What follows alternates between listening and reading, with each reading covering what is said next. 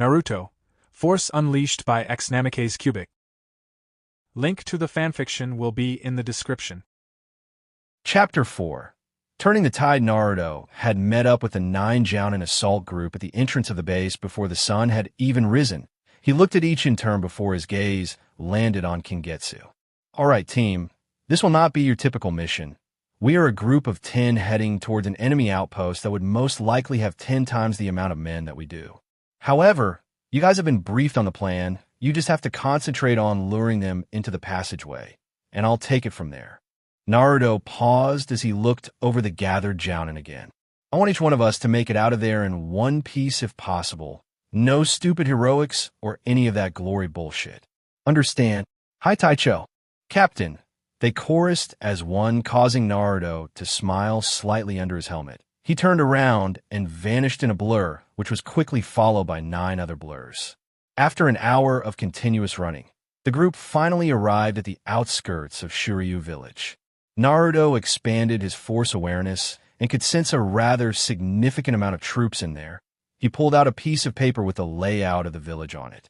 This is the barracks where most of their forces will be concentrated. Naruto pointed to a rectangular gray block that was situated in the middle of the village. Once we start raising hell, expect a lot of enemy troops to start pouring out of this building. Your job is to lead them through the passageway and get out of there as soon as possible.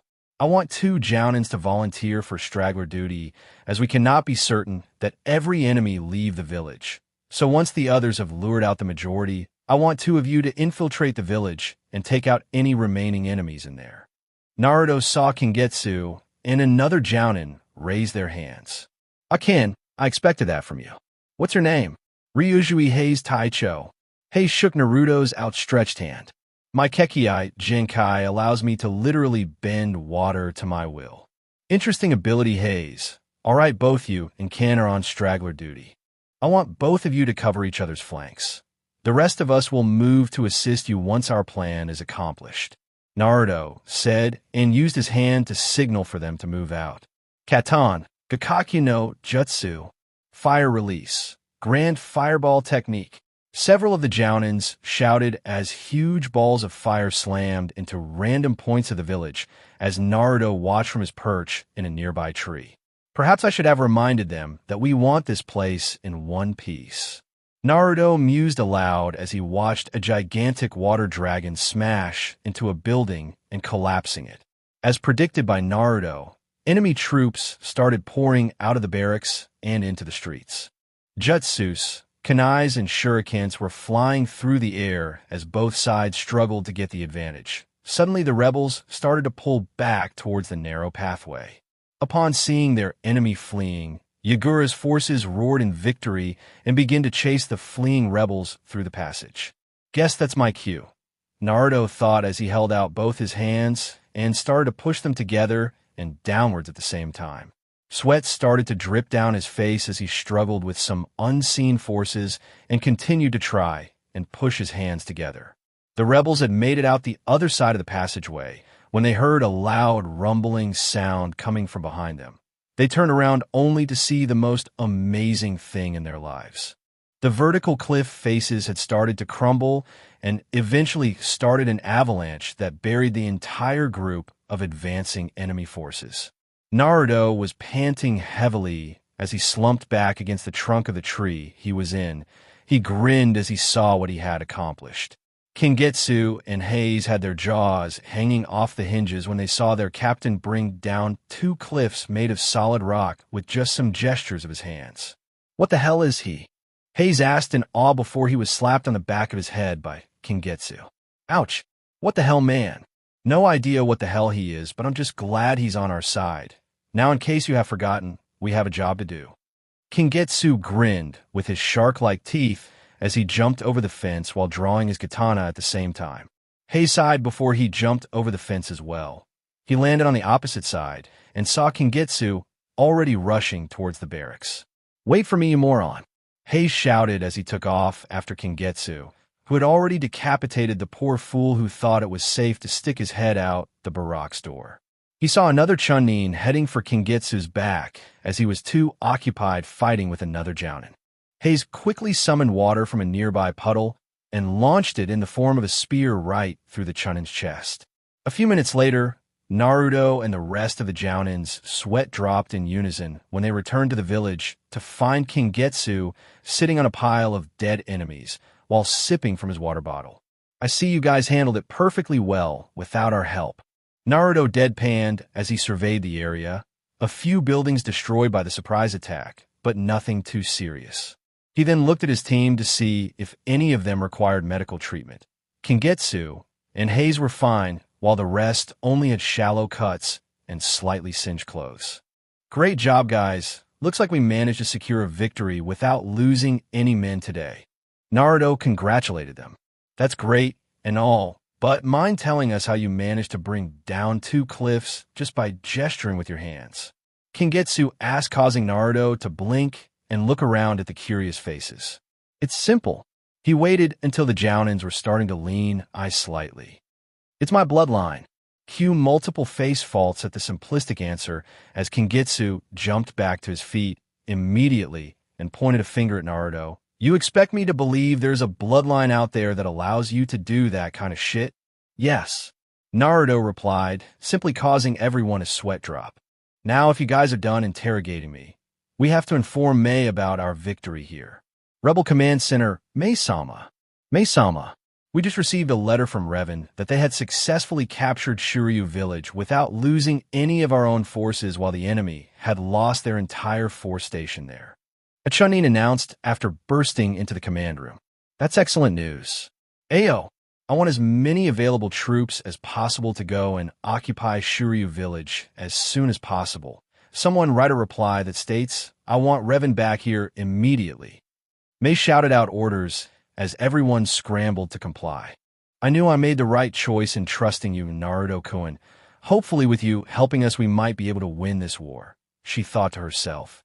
Shiryu Village. Naruto read the letter that had arrived second ago via Carrier Hawk.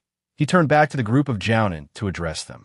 "It has been great working with you guys sorry, and girl for this mission, but it looks like I've been recalled to base. Your orders are to remain here until reinforcements arrive to properly secure the village, so I guess I'll see you around." Naruto took turns shaking each of their hands while the only female of the group gave him a hug and peck on his helmet's cheek, causing the guys to snicker. Naruto gave them one last nod before dashing off in the direction of the base. He grinned suddenly at the memories of his dispelled clone's memories as soon as the original Naruto had left the village. A shadow slowly inched away from its hiding spot before trying to make a break for it. The shadow was revealed to be an enemy Chunin that had somehow managed to evade detection. He ran as fast as possible to warn his Kage about what happened. Unfortunately for him, Naruto had sensed him easily and created a Kage Bushin to intercept him, which resulted in the Chunin skidding to a halt when he saw the imposing figure of Darth Revan in front of him. "How are you here? I saw you leave in the other direction."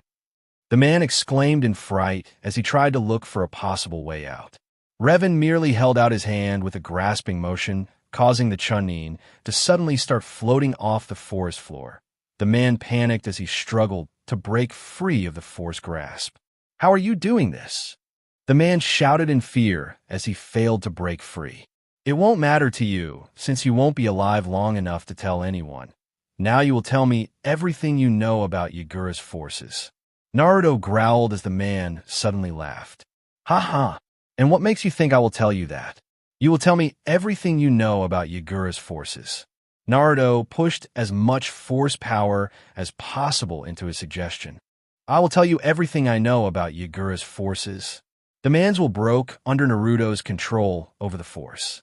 Flashback no Jutsu Ki.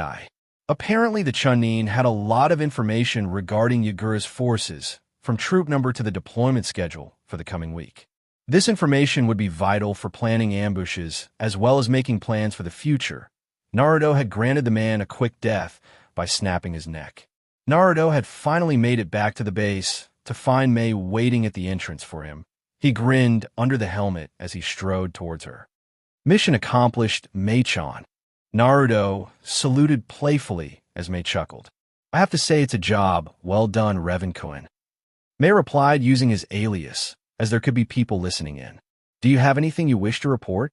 As a matter of fact, how would you like to know the deployment schedule for Yagura's forces for the coming week? Naruto asked with an unseen grin as Mei's eyes widened comically at that statement. Why you managed to acquire that kind of sensitive information? She asked in disbelief, causing Naruto to roll his eyes behind his helmet. Do not underestimate the power of the Force. Naruto quoted his deceased master. Is that what your bloodline is called? Mei tried to prod him for information. Naruto decided to place some trust in her, as she did with him. Not really. My bloodline has yet to be named, for I am the first person to manifest it. My bloodline allows me to tap into the natural energy of the planet, and no, it is not chakra. Naruto explained as best as he could. From my understanding, chakra is a mutated form of the Force. Chakra is a mixture of physical and spiritual energy that are generated within the body of living things.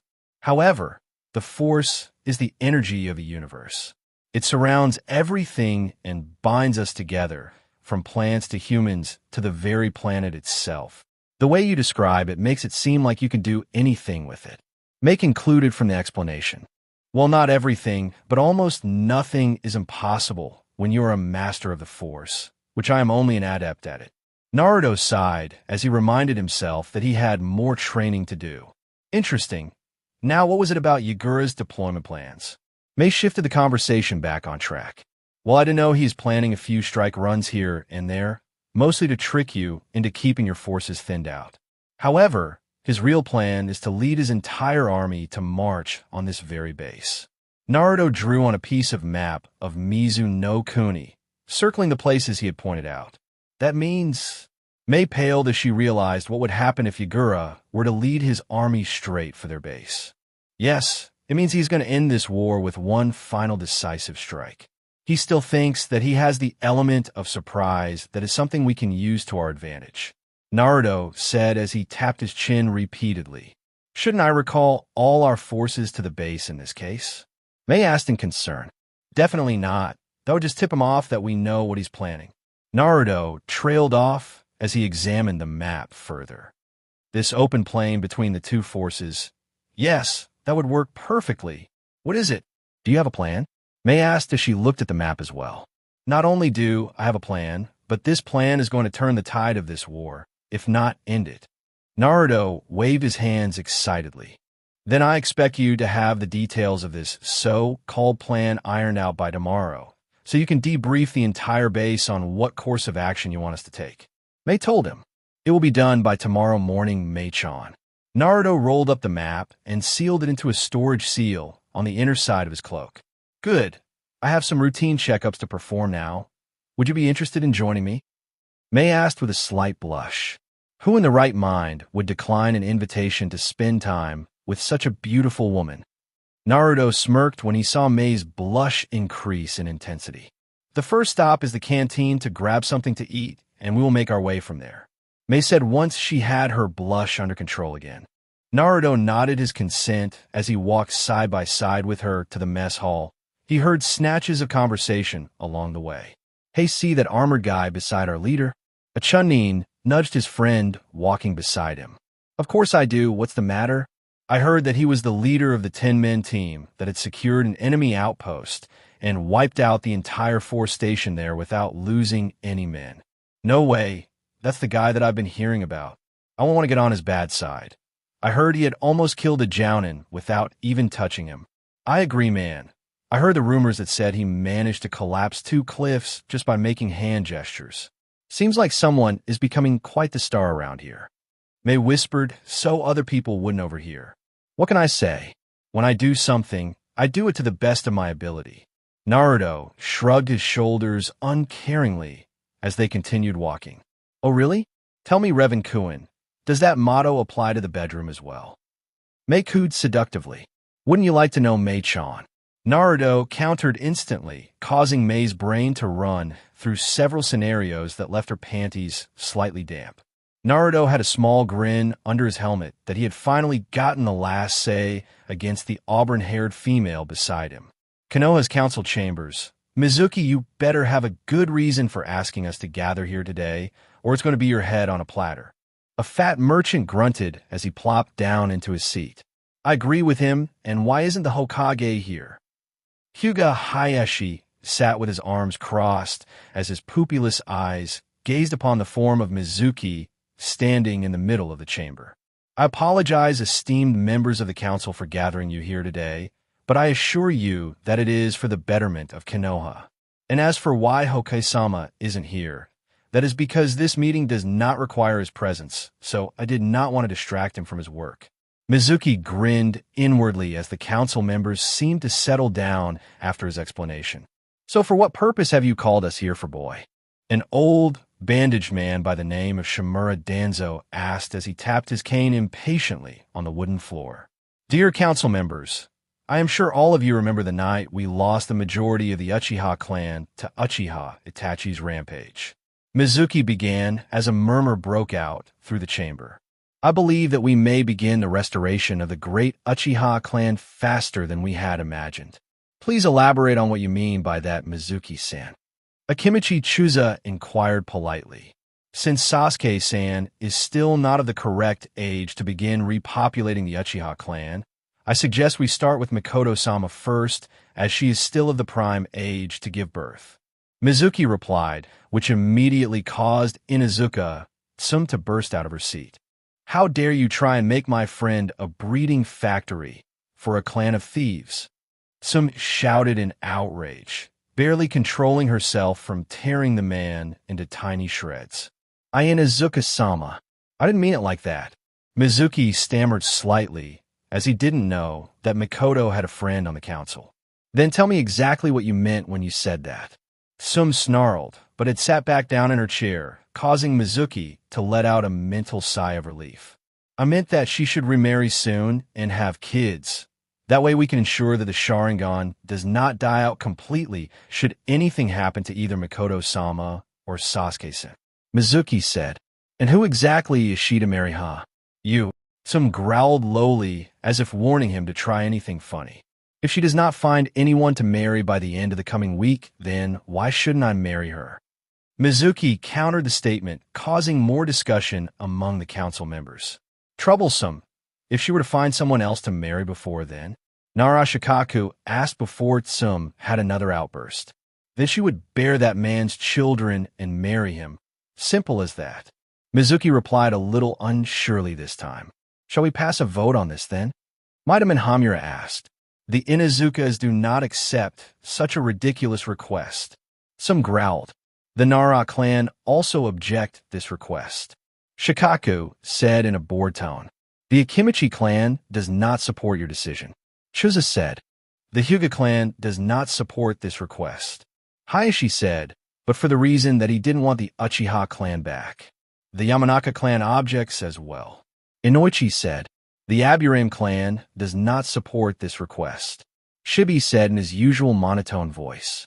In the end, only these 6 clan heads had opposed the request, while the remaining 9 council members approved it, leading to a grinning Mizuki as his plan was accomplished. I can't believe those old farts on the council approved of that. That absurd request. Tsum shouted as she threw her hands into the air in frustration. Troublesome, but there isn't anything we can do except give her a heads up regarding the matter. Shikaku sighed as he placed his head back on the table. Shikaku has a point, Tsum. Who knows, Mikoto might actually find someone by the end of next week. Chuza suggested. Unlikely, but you may be right. I guess I'm heading to Miko-chan's home to war her first. Tsum walked out of the council chambers and made her way towards the Uchiha district. Uchiha household Mikoto was cleaning up after lunch when she heard someone knocking on her front door. She mentally prayed that it wasn't that annoying Mizuki again. She dried her hands on a nearby towel before heading to the door and opening it slowly to reveal Tsum standing at her doorstep. Tsum-chan, this is a surprise. What are you doing here? Mikoto smiled slightly, but that disappeared when she noticed the frown on her friend's face. Is something wrong? Miko-chan, I believe this conversation would be better suited within your home. Tsum told her as Mikoto quickly invited her in and locked the door behind them. What's bothering you, Tsum-chan? Mikoto asked once the pair had sat down on the sofas in the living room. Sum sighed heavily before repeating the events in the council chambers up until she decided to warn her about it. Mikoto had a horrified look on her usually beautiful face after hearing the lengths Mizuki had gone through to get her for himself. I'm sorry that I couldn't do anything to overrule their decision, Miko-chan. Sum said apologetically. It's all right, Sum-chan. I know that you couldn't do anything in that situation. Mikoto had a small smile on her face as she tried to think of a way out of this. So, do you have anyone you would consider marrying? It would be better that you marry someone you actually like instead of that bastard Mizuki. Sum spat his name out like it was poison. I'm not really sure. Mikoto trailed off as the image of Naruto in his Darth Revan attire came to mind, causing her to blush. Unfortunately for her, Sum had caught sight of the blush and was currently smirking up a storm. Well, Miko-chan has a crush already, huh? So who's the lucky guy who caught your attention? Sum teased. Sum-chan. Mikoto whined with a pout before finally crumbling under Sum's relentless questioning. Fine, I'll tell you on the grounds that you don't tell anyone else. Who do you take me for? Sum grasped her chest in mock hurt, causing Mikoto to giggle slightly. Well, it's the guy who saved me from Itachi during the massacre. Mikoto admitted reluctantly. You mean that Darth Revan guy that has been stopping all the crime in Konoha recently? Sum asked. I thought you said he was wearing a cloak and helmet. He was wearing a cloak and helmet, but he showed me his face before he left. Don't tell anyone I told you that. Mikoto looked at Sum seriously, who agreed to keep her mouth shut. So was he hot? Sum asked suddenly with a feral grin. Mikoto blushed as she remembered the angular features, the wild blonde hair, the feral whisker marks, and calm, cerulean eyes. You could say that. With Naruto's reinforced Kagebushin, in Konoha Naruto's clone had just escaped capture by the ANBU squad yet again when he spotted the lone figure of Shimura Danzo exiting a worn-down building. Now it could be in there that could be so interesting. The clone thought as he stealthily hid in the shadows of a nearby alley until he was sure that Danzo had left before moving towards the building. He spread out his force awareness and found that there was a dim but still readable source of life inside. His curiosity piqued at this. Let's see what you have to hide from the Hokage, Mr. One-Eyed Mummy. The clone thought as it scaled the side of the building and entered through a broken window. He slowly made his way towards the faint force presence. The trail seemed to lead through a pair of titanium doors that were locked securely. The clone smirked slightly. It takes a lot more than fancy lock and titanium doors to stop this clone. He held out his hands and slowly moved them apart from each other. The steel doors groaned and slowly but surely shifted out of the way, creating a small path that the clone could squeeze through. What the clone found on the other side both shocked and angered him. There lying on a bed was a comatose Uzumaki Kushina. Man, boss won't be happy to hear about this when he dispels me when he gets back. The clone flipped a stray lock of red hair back into place. Damn, when Q-chan said my mom was hot, I didn't think she meant drop-dead gorgeous. True to what the clone thought, the body of Kushina didn't seem to have aged a day since the day of the Kyuubi's attack. The clone mentally sighed as he flipped through a chart at the base of the bed. Apparently, she was in a deep coma caused by the serious extent of her wounds. Even medical ninjutsu couldn't seem to wake her from her comatose state. The boss should be able to do it with his knowledge of the Force. The clone mused to itself before looking at Kushina's unmoving body. Sorry, but I won't be able to do anything for the moment, so I'll be leaving you here until the boss returns from his trip to Kiri. The clone told the body as if it could hear him. The clone left through the gap and used the Force to shift the doors back into their correct position before exiting the building via another window. With Naruto and Mizu, no Kuni Naruto had spent the day walking with Mei through the base. They talked about their respective childhoods and about their likes, dislikes, hobbies, and dreams. Naruto still didn't trust her enough to tell her everything, but he told her more than what he would tell other people. So that's the entire base that we have seen today. I guess it's time to hit the sack. Mei yawned and stretched out her arms to emphasize her tiredness. Well then, I will see you tomorrow morning for the briefing, Mei-chan. Good night. Naruto waved back at her as he walked down another corridor towards his room. Mei watched him leave with a slight look of longing before shaking herself out of her stupor and heading back to her own sleeping quarters as well. Naruto unrolled the map and placed it on his bedside table as he examined it more thoroughly to make sure that the plan he had thought up would be executed without a hitch. "What do you think of the plan, Q-chan?" He asked for his tenant's opinion. "I think it's like the rest of your plans, bordering on insane and genius," QB replied honestly. "I'm not sure to take that as a compliment or an insult." Naruto's sweat dropped. "It's up to you how you see it. By the way, what are you planning to do with Sanbai-chan inside the seal on Yagura?" QB asked. "I'm not sure yet, but she should be released upon the death of her host, right? Since her seal isn't the Shiki Fujin, so releasing her from it shouldn't be too much of a hassle." Naruto sighed as he tried to determine how Yagura fought. It would be obvious that he would be proficient in water ninjutsu, since they are in Mizu no Kuni, but did he use taijutsu as well, or any form of weaponry? Naruto knew that Yagura was able to fully control the Sanbai and take on her beast form during a battle, which would be problematic. "I guess I will have to rely on my skills in both the Force as well as chakra to keep me alive during the battle," Naruto thought as he finalized his plans before turning in for the night. Next morning, Naruto stood beside Mei as she addressed the entire base of rebels. He noticed that Kingetsu and Hayes were part of the crowd, so that means Shuryu village was now secured. "Rebels of Kiri, we have been fighting Yagura for the past year and a half now, as he believed that people with bloodlines should be killed. We have seen our fair share of both victory and defeat, but a major event is going to take place that will decide the winner and loser of this war. I now leave you with Darth Revan, as he is the one who came by the information as well as thought up a plan to counter it." They gave him a nod as she stepped down from the podium. "I'm a mercenary that was brought in by your leader to help in your war efforts. I didn't do it for money, but for the reason that war only brings about suffering. The information that I acquired through my own means state that Yagura is going to launch several fake attacks at these locations." Naruto gestured to multiple places on the giant map behind him. "However, the true target is this very base. Yagura plans to spread our forces out to thin and then smash us in one decisive blow."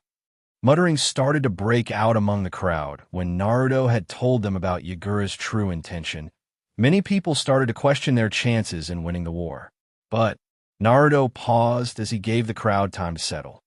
"We have the element of surprise, since Yagura believes that we don't know his true intention, so I have devised an ambush that would catch his army off guard. This open plain between both the bases is the perfect spot for it. The rebels will use earth jutsus to excavate the area underneath this plain into several tunnels. We will then line these tunnels with exploding tags that we will set off when they're crossing the field. In the midst of their confusion, we will attack from the surrounding forest." Silence reigned through the briefing room after Naruto had finished explaining his plan, until Kingetsu started to break out into laughter.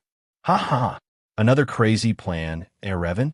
Don't worry, man, I got your back. You have my support as well, Revan," Hayes added as Naruto gave them a nod of acknowledgement. "You can count on us as well, Revan Taicho." The group of Jounin he had lead chorused as the rest of the crowd roared their approval of the plan. Naruto sighed in relief, as he believed the most difficult part of the plan was getting the rebels to actually go along with his plan. He saw that Mei and Ao gave him nods of approval. He smiled under his helmet as he walked over to them. "Damn, I've heard of some crazy plans in my life, but this one really takes the cake. In my time, shinobi faced each other on the battlefield face to face." Ao ranted on again about the old days, causing Naruto and Mei to develop a common twitching eyebrow. "Ao, shut up or we'll kill you," they both said in unison with the same sickly sweet voice and smile, though you couldn't see Naruto's as he had his helmet on. "Sorry." Ao apologized with sweat running down his face and quickly running off while muttering under his breath again. "What did I say that time? I hope that the plan goes through smoothly, because if it doesn't, then the shit will hit the fan so fast you won't even have time to blink." Naruto sighed as Mei gave him a comforting squeeze on his shoulder. "I'm sure everything will be fine, Naruto-kun. I trust your judgment." She smiled and used his real name to show that she had really meant what she said. "Arigato, Mei-chan, but I want you to promise me something." Naruto held her by her shoulders as he depolarized his visor so she could see his eyes. "What is it?"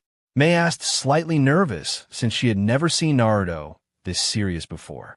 "Promise me that when the battle starts, you will stay as far away as possible from Yagura and I as we battle. Do not interfere, no matter how bad the situation looks. Do I make myself clear?" Naruto squeezed her shoulders slightly as he said this. Mei was silent as she thought about it. "I promise, as long as you promise me one thing." Mei looked him straight in the eyes as she talked. "Promise me that you will make it out of the battle safely and that you will return to me." Naruto's eyes softened as he heard her plea. He drew her into an awkward hug since he was still in his armor. "I promise I will make it out alive, Mei-chan." Naruto released her from his hold before chuckling. "Then maybe we can go on a date after the war has ended. We shall see, Naruto-kun, we shall see." Mei smirked sexily as she walked away with an extra sway in her hips, causing Naruto to stare dumbly for a moment before breaking out of it. "God damn it, I lost again." Naruto shouted out loud. Mei snickered as she heard the shout and thought, "Don't mess with the best Naruto." Chapter 5. Ending the conflict 5 days later. Day of battle. Naruto stood at the far end of the open plain in his armor, the black cloak flapping slightly as a small gust of wind blew through the area. Apparently, this was part of the plan as well.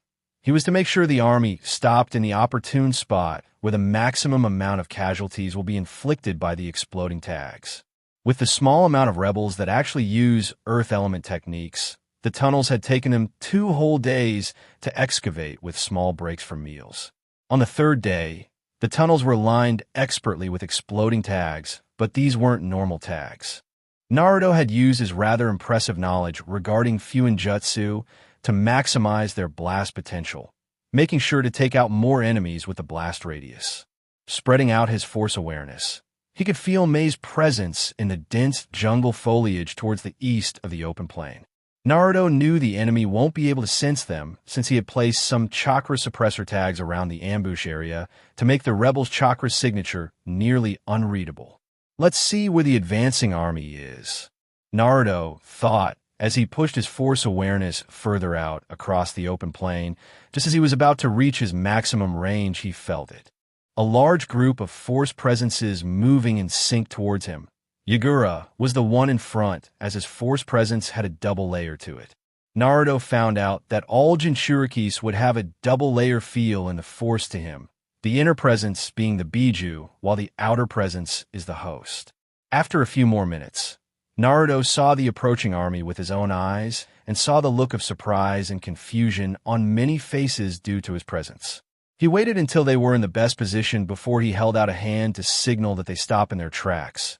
Yagura lifted an eyebrow, but decided to humor him and gestured for the army to stop. "Greetings, stranger, and who might you be?" Yagura asked as he tried to sense the threat level of the black-clad person in front of him. "My name? Well, you may call me Darth Revan." Naruto's voice had that metallic quality whenever he spoke through his helmet. "Very well, Revan-san. Would you mind explaining why you are here as well as why you told us to stop?" Yagura narrowed his eyes at Naruto. "I am here because my presence is needed here," Naruto answered in a cryptic fashion. "As for why I told you to stop, I wish to give you a chance to stop this foolishness and live in harmony with the bloodline clans." Yagura was dumbfounded. This strange individual appeared out of nowhere and suddenly demanded that he stand down and live peacefully with the bloodline clans. The thought of it was so outrageous he couldn't help but laugh out loud. The rest of the army, seeing their leader laugh, decided to join in. "You expect me to suddenly allow those scums back into our village when we have been at war for the past year? You must either be stupid or totally insane." Yagura spat after he stopped laughing. "Is that your final decision?" Naruto asked for confirmation. "Of course it is. Now get out of our way before I crush you. Then may Shinigami-sama have mercy on your souls." Naruto replied without emotion as he found a single hand seal, causing Yagura to take a battle stance. I feel like I should say some really witty one-liner before this. Something like, "Art is a bang," or something along that line, but I don't really give a damn, so... Katsu. The majority of the army felt the ground rumble and give way underneath their feet before they were consumed by a gigantic explosion of fire and earth. At this moment, the rebels burst out of their hiding places and jumped in to engage the surviving members of the army, which was around 1/3 the original. You planned this. You're another bloodline using scum, aren't you? A slightly singed, but otherwise fine Yagura pointed accusingly at Naruto. What if I am? All you need to know is that I am your death. With that said, Naruto launched himself at Yagura with a right kick to his head. He was intercepted by Yagura's right hand. Yagura pushed the leg away and jumped back a few steps while running through multiple hand seals. Suiton, Suryuden no Jutsu. Water release. Water dragon projectile technique. He shouted as a giant dragon of water materialized out of thin air and released a mighty roar. He has the same mastery over his water element as the Night Aim. No, it must be the side effect of having the Sanbai trapped inside him. Naruto thought absently as the water dragon lunged at him.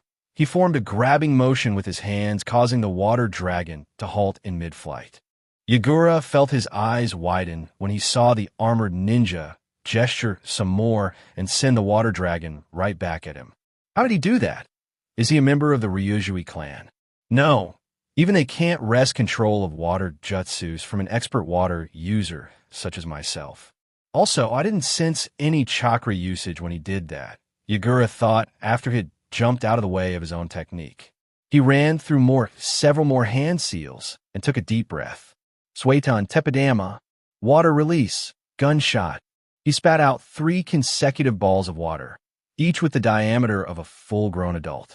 Naruto merely stared on in boredom as he raised both his hands in a stopping motion, and the balls immediately paused in mid-air and dropped back onto the floor as puddles. What the hell are you doing to my techniques? Yagura roared in frustration as he launched several more water bullets at Naruto, who just disposed of them in the same fashion. Bloodline. Naruto offered, simply causing Yagura to ground his teeth in anger before snapping his fingers, and 3 clones emerged from the puddles of water on the ground. They rushed Naruto and engaged in a furious taijutsu battle that looked more like a blurring of limbs and bodies to any spectators. The clones were attacking in coordination with the original Yagura. When Naruto dodged one fist, then there would be another attack coming from his blind spot. It was only thanks to the years of practice and honing his 4 senses that Naruto was able to dodge and successfully counter each and every strike. Why can't I hit you? Yagura shouted in anger as he leapt backward after Naruto had disposed of his water clones. Is this all you have? Don't tell me you made Kage with these pathetic skills. Naruto taunted, causing Yagura's face to turn red from rage. Don't belittle me. He ran through some hand seals. Suiton, Baku Swishuha, water release, bursting water collision waves. Yagura spat out a torrent of water that covered the area around them. Naruto watched as the young Kage sped through more hand seals. Suiton, Tsunami Okada no Jutsu, water release, raging tidal waves technique. Naruto whistled in approval as the water in the area gathered into several giant waves that were heading to his position. He quickly placed his hands together and started drawing on the force into his palms. The force quickly became visible as a swirling, distorted ball of energy within his hands. Naruto pulled back and thrust out his hands with palms opened. Chikara no Taiho, force cannon. He shouted as a huge wave of force energy launched out from his palms and impacted into the oncoming tidal waves. The result was a spectacular explosion of water that rained back onto the ground. Naruto grinned at the slight look of fear in Yagura's eyes before it disappeared once he had reined in his emotions. Looks like I have finally found a worthy opponent. Yagura mused as he ran through more hand seals. More jutsus. Haven't you learned your lesson? Naruto mocked him, but didn't like the smirk on the young Kage's face. Oh, I did. Right on. Kaminari Ransu. Lightning release. Thunderlance.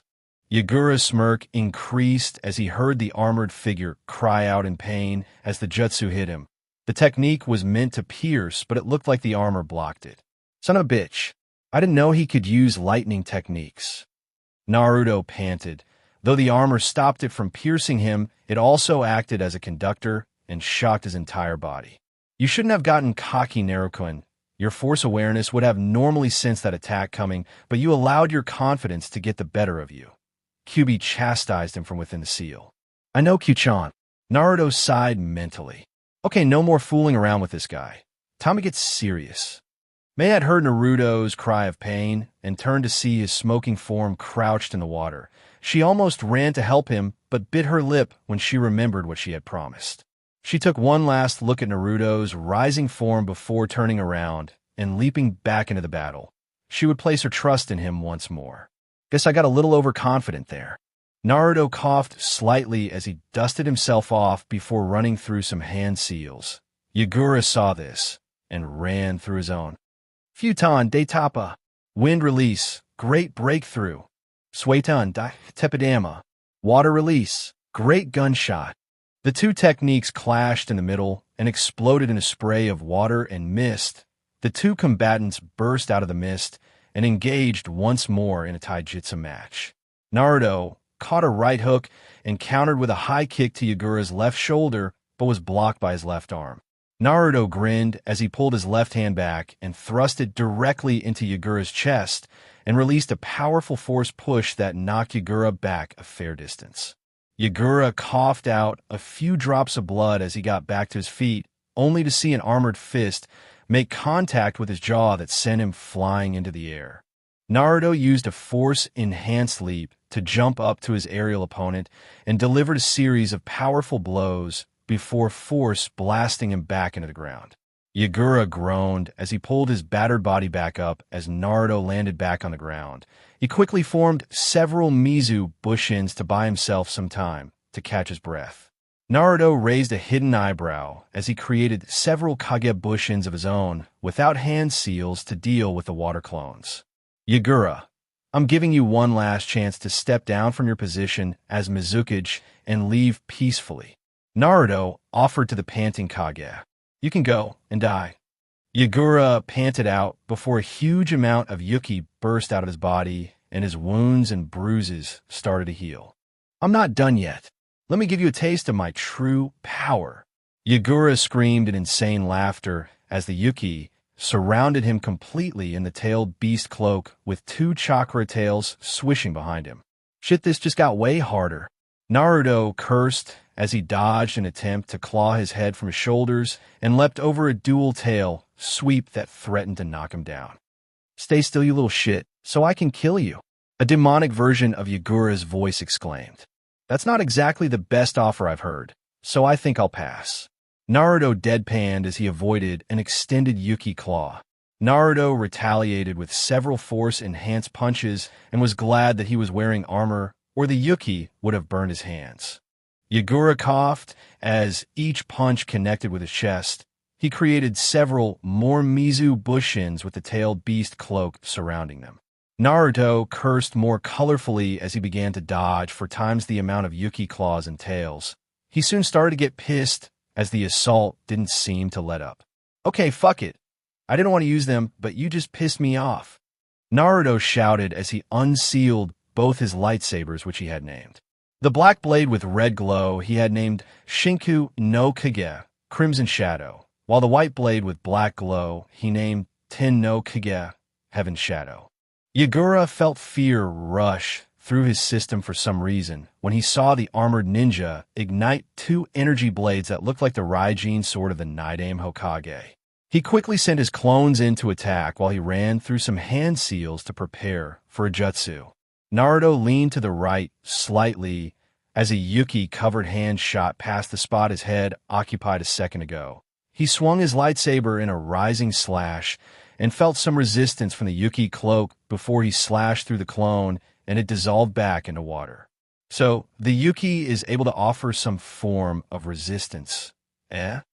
Naruto thought as he impaled another clone through the head as it rushed at him from the back and cut another one into two. He suddenly sensed danger coming from his left and turned to see Yagura finish his final hand seal with a smug grin. Let's see you try and stop my ultimate jutsu. Yagura shouted as the water on the ground and in the atmosphere gathered above him and formed the gaping maw of a giant dragon first, and then proceeded to form the rest of the serpent-like body, and two translucent wings fanned out across the sky.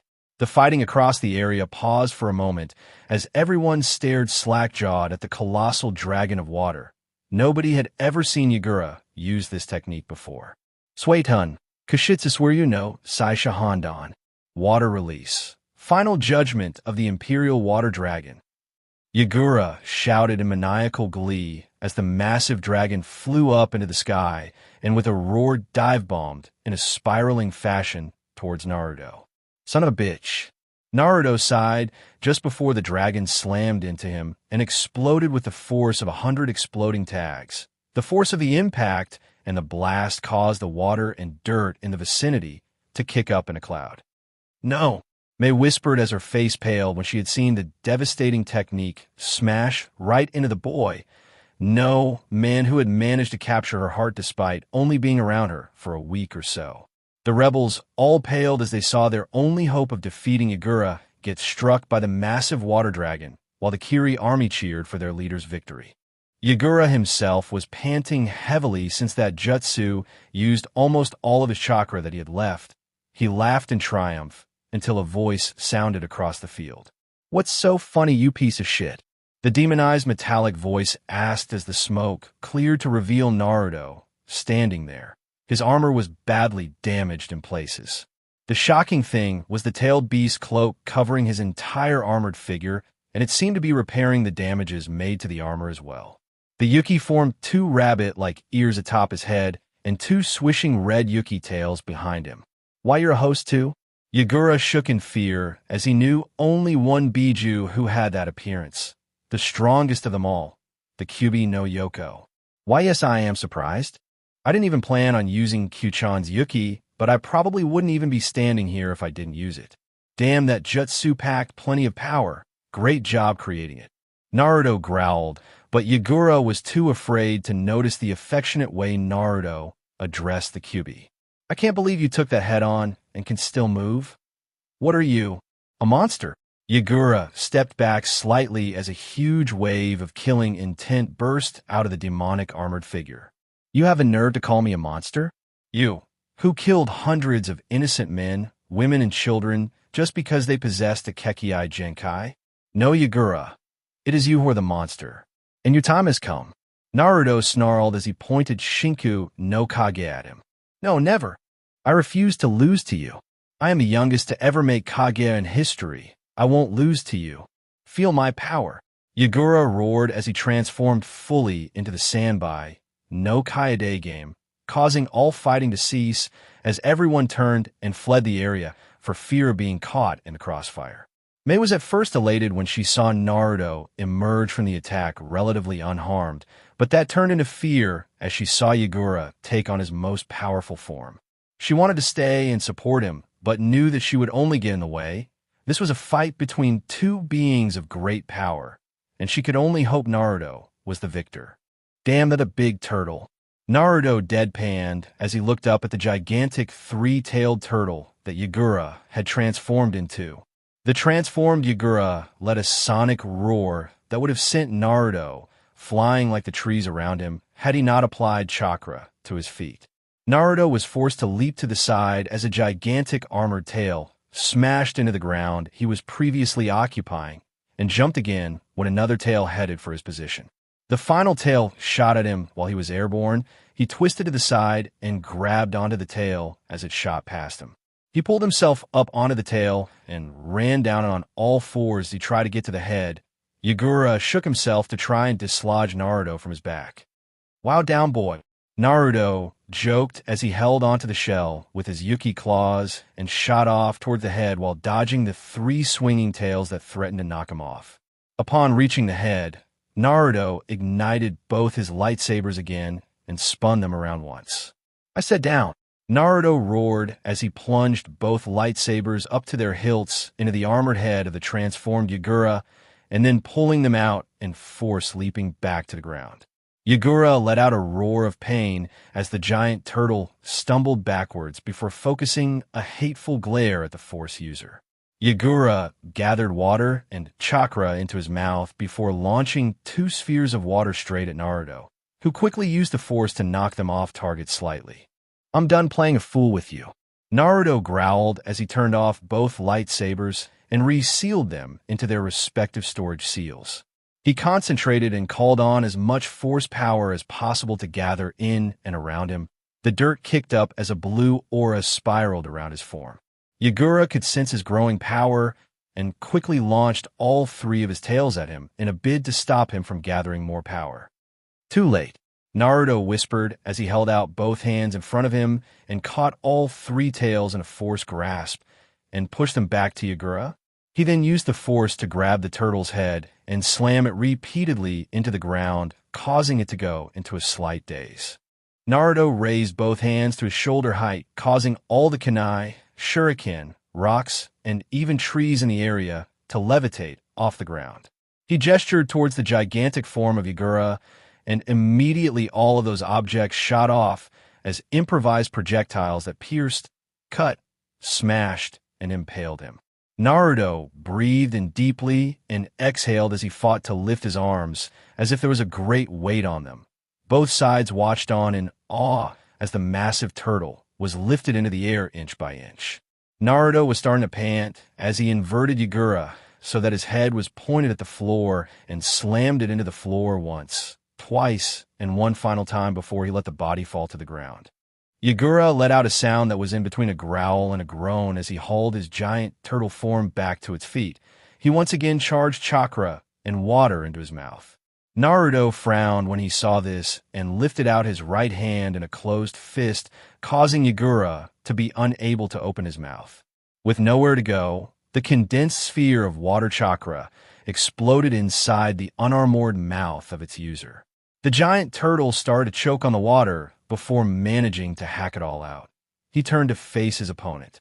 Naruto had gathered force energy over both his arms, causing them to crackle with purplish-blue lightning that raced up and down the length of his entire arm. He pointed both hands at the massive form of Yagura, with fingers splayed out, and unleashed a torrent of the deadly purplish-blue lightning right at him. Yagura howled in pain as the lightning coursed through his entire system. It felt like both his body and soul were being electrocuted by the strange lightning. Naruto was panting as he stopped his barrage for a second. The smoking form of the giant turtle tried once more to rise in a last-ditch attempt. Naruto shrugged as he let loose another stream of force lightning at Yagura, who once again started howling in pain from the lightning. Suddenly, the massive turtle form started to shrink and shift back into the scorched and damaged body of its young host.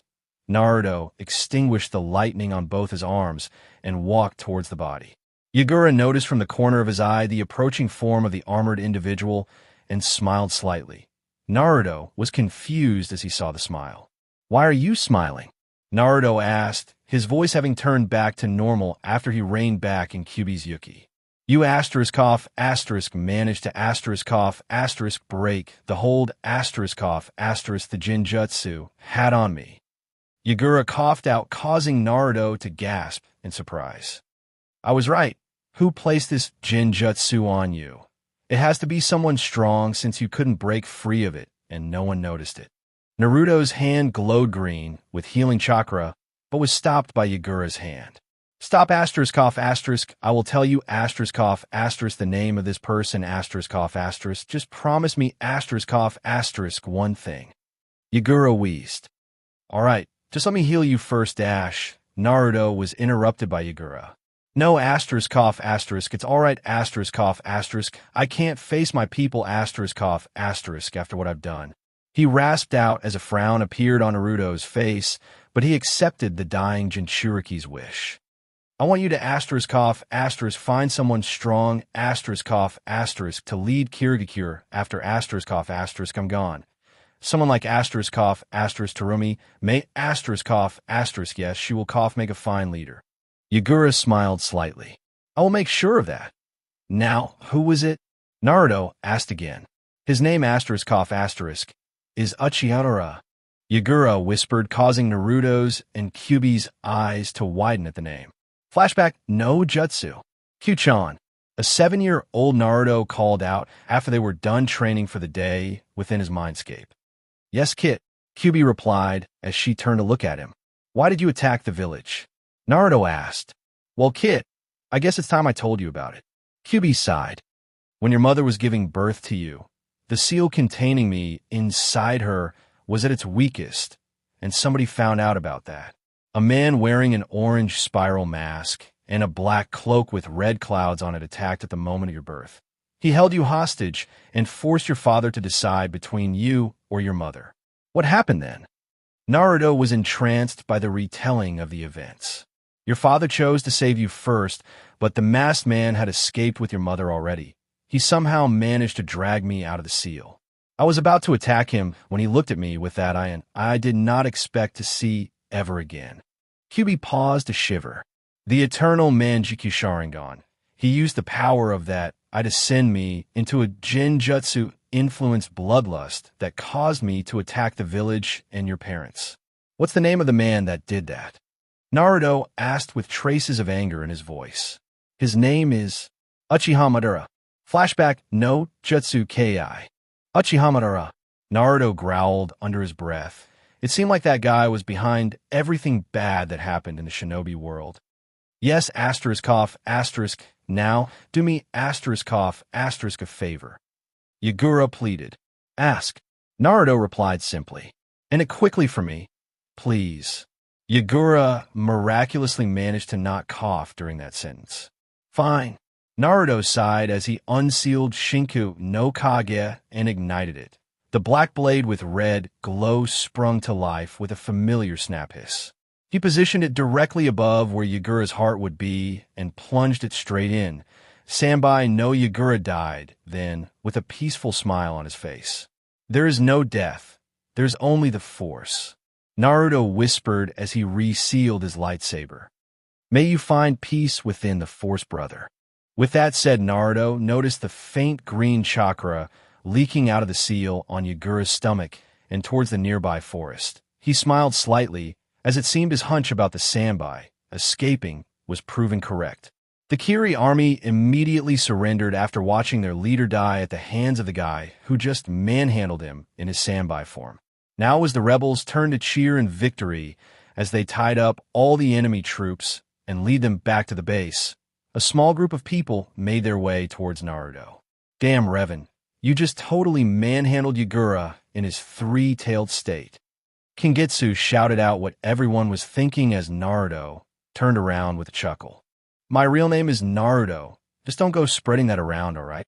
Naruto told the group, which consisted of Mei, Ao, Kingetsu, and Hayes. Well, the Naruto, that would definitely be a battle to tell any of my future children about. Hayes smiled as he shook Naruto's hand. He's right. That has to be the most amazing fight I've seen my entire life. And I've seen some really good fights in my life. I remember this one time when this IWA Jounin fought this dash. Ao went off on another one of his rants, causing both Mei's and Naruto's eyebrows to twitch again. Ao, shut up or we'll kill you. Both of them said together with a sickly sweet smile and tone, causing Ao to pale and shut up immediately, while everyone else just burst out in laughter. Well, Naruto-kun, the war has ended thanks to you. Mei said.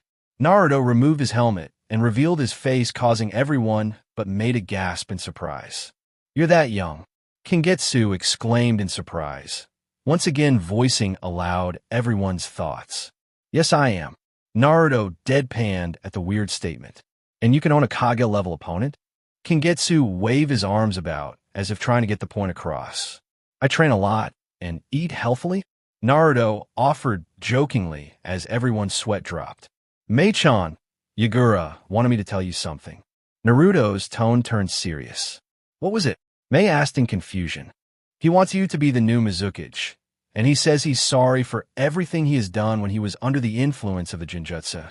Naruto replied, causing everyone's eyes to bug out at the information. After a few minutes of explaining about Yagura's previous situation, while leaving out the part where Madara was the one who planted the Genjutsu, Mei pondered it for a while. I accept the title of Mizukage. Mei finally announced, and everyone gave her their support. Well, now that my services are no longer needed here, I guess I will head back to my village. Naruto sighed, sadly, as everyone was saddened at the thought of their hero leaving. Couldn't you stay a few more days? Mei asked, hopefully causing Naruto to rub his chin in thought. Well, it's not like I have anything important to do back in Konoha, so I guess I can stay for 2 or 3 more days. He decided as Kingetsu cheered and slapped him heartily on the back. That's great. By the way, Naruto-kun, I accept that date you offered last week. Mei winked at him and walked off, leaving a stunned Naruto and gaping group of guys until Kingetsu broke them out of it. Damn man, can you say score? Kingetsu laughed as he slapped Naruto on the back again. Back in Konoha, Mikoto entered the council chambers to find that everyone except the Hokage was there. She knew what she was here for thanks to Tsum for her advance warning. Uchiha Mikoto, we of the council has deemed it fit that you find a husband by the next 5 days, or you'll be engaged to Mizuki. Hamura gestured to the silver-haired Chunin with a smug smile on his face. Mikoto restrained herself from ripping it off his face, at least for the moment. For what reason does the council want me to find a husband so quickly after I lost my last one? Mikoto asked to keep up the act. Since your son is not yet at the correct age to produce offspring, the duty falls to you first to repopulate the Uchiha clan. Danzo replied, and if I do not concede to your wishes. Mikoto narrowed her eyes at the council members. Then we will strap you down and have Mizuki impregnate you. Danzo offered, simply causing Mikoto to gasp in fear and several killing intents to be directed at him, but he just shrugged it off. Fine, I will find a candidate by the end of the week. Mikoto conceded since she would be raped if she didn't comply and left the council chambers with Tsum directly behind her.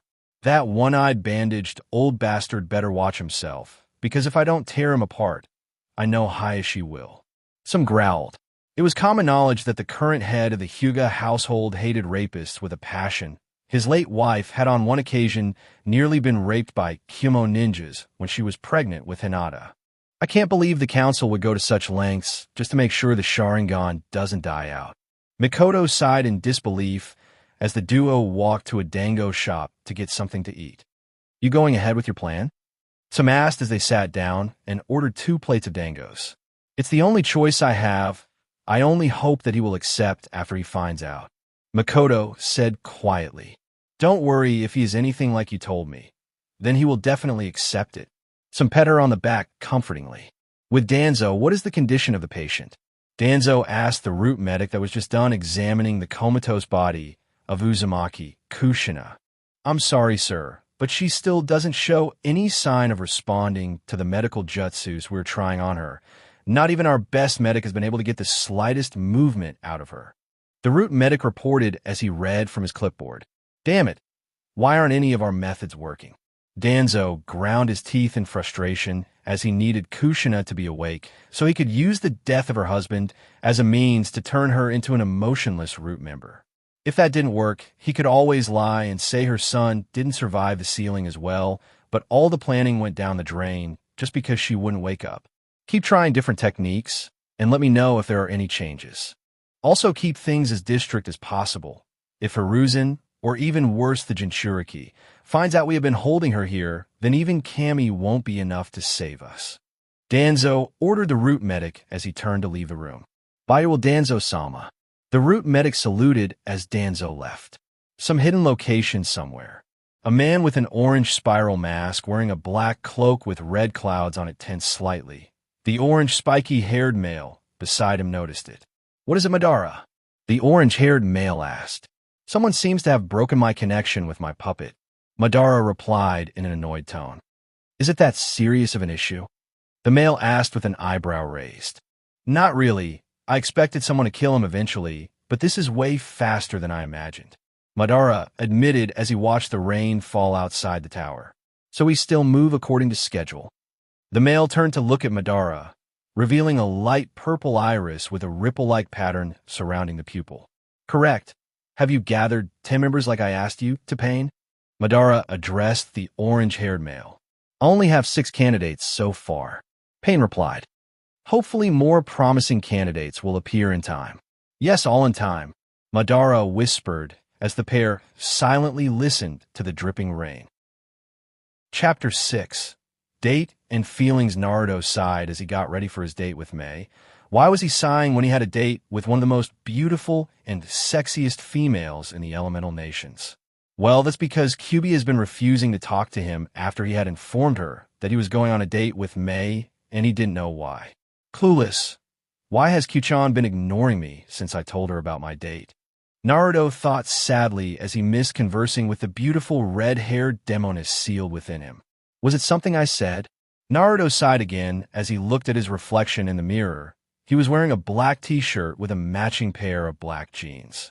That was all he had for casual attire at the moment since he came to Kiri to fight a war, not to attend a fancy dress party. He just hoped Mei would understand and not meld him with her lava techniques or acidic steam. It has been a day since the war ended with Yagura's death at the hands of himself. The group decided it was best not to inform the public about Yagura being under an illusion.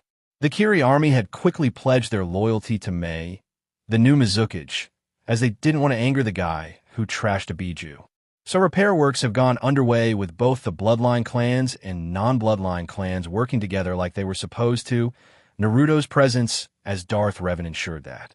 Naruto had a small smile on his face as he walked down the streets of Kirigakure.